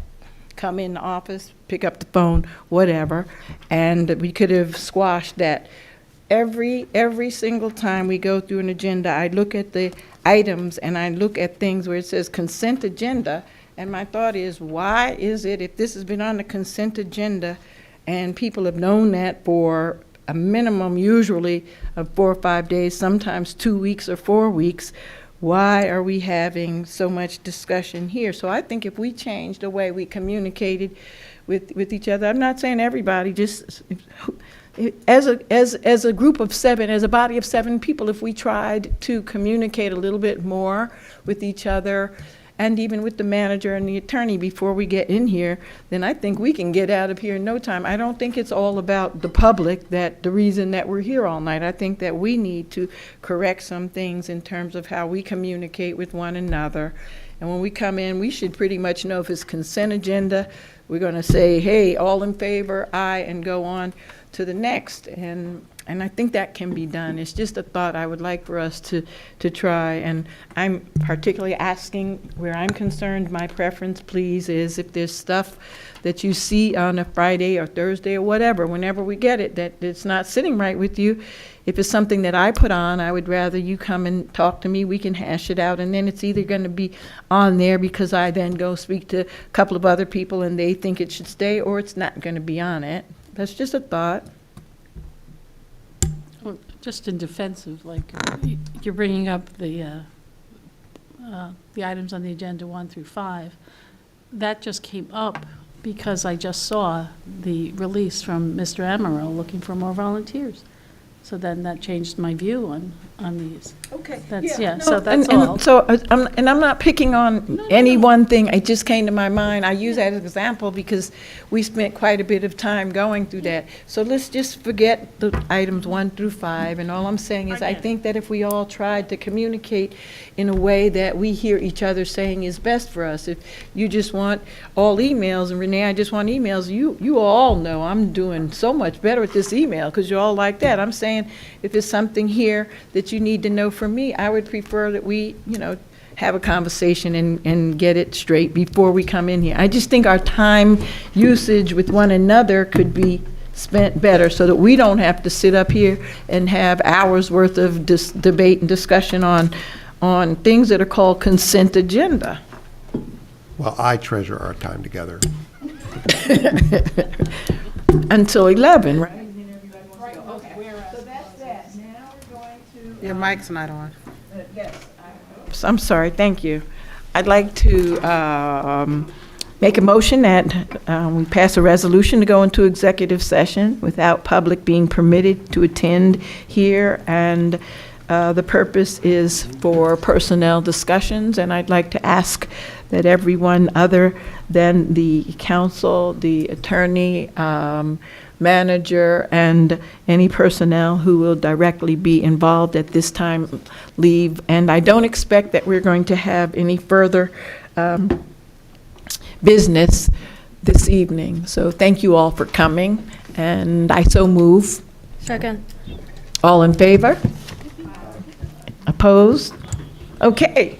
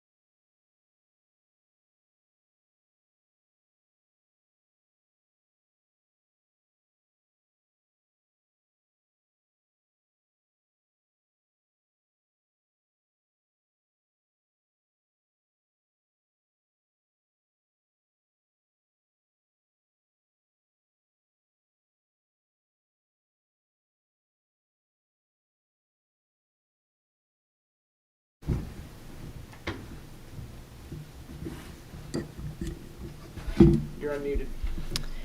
Thank you. Okay, we're going to return to the, I'd like to make a motion to return to the open session. Second. All in favor? Aye. I'd like to, opposed? I'd like to make a motion to adjourn. Second. All in favor? Aye. Any opposed? All right, good morning, everyone. Have a glorious day.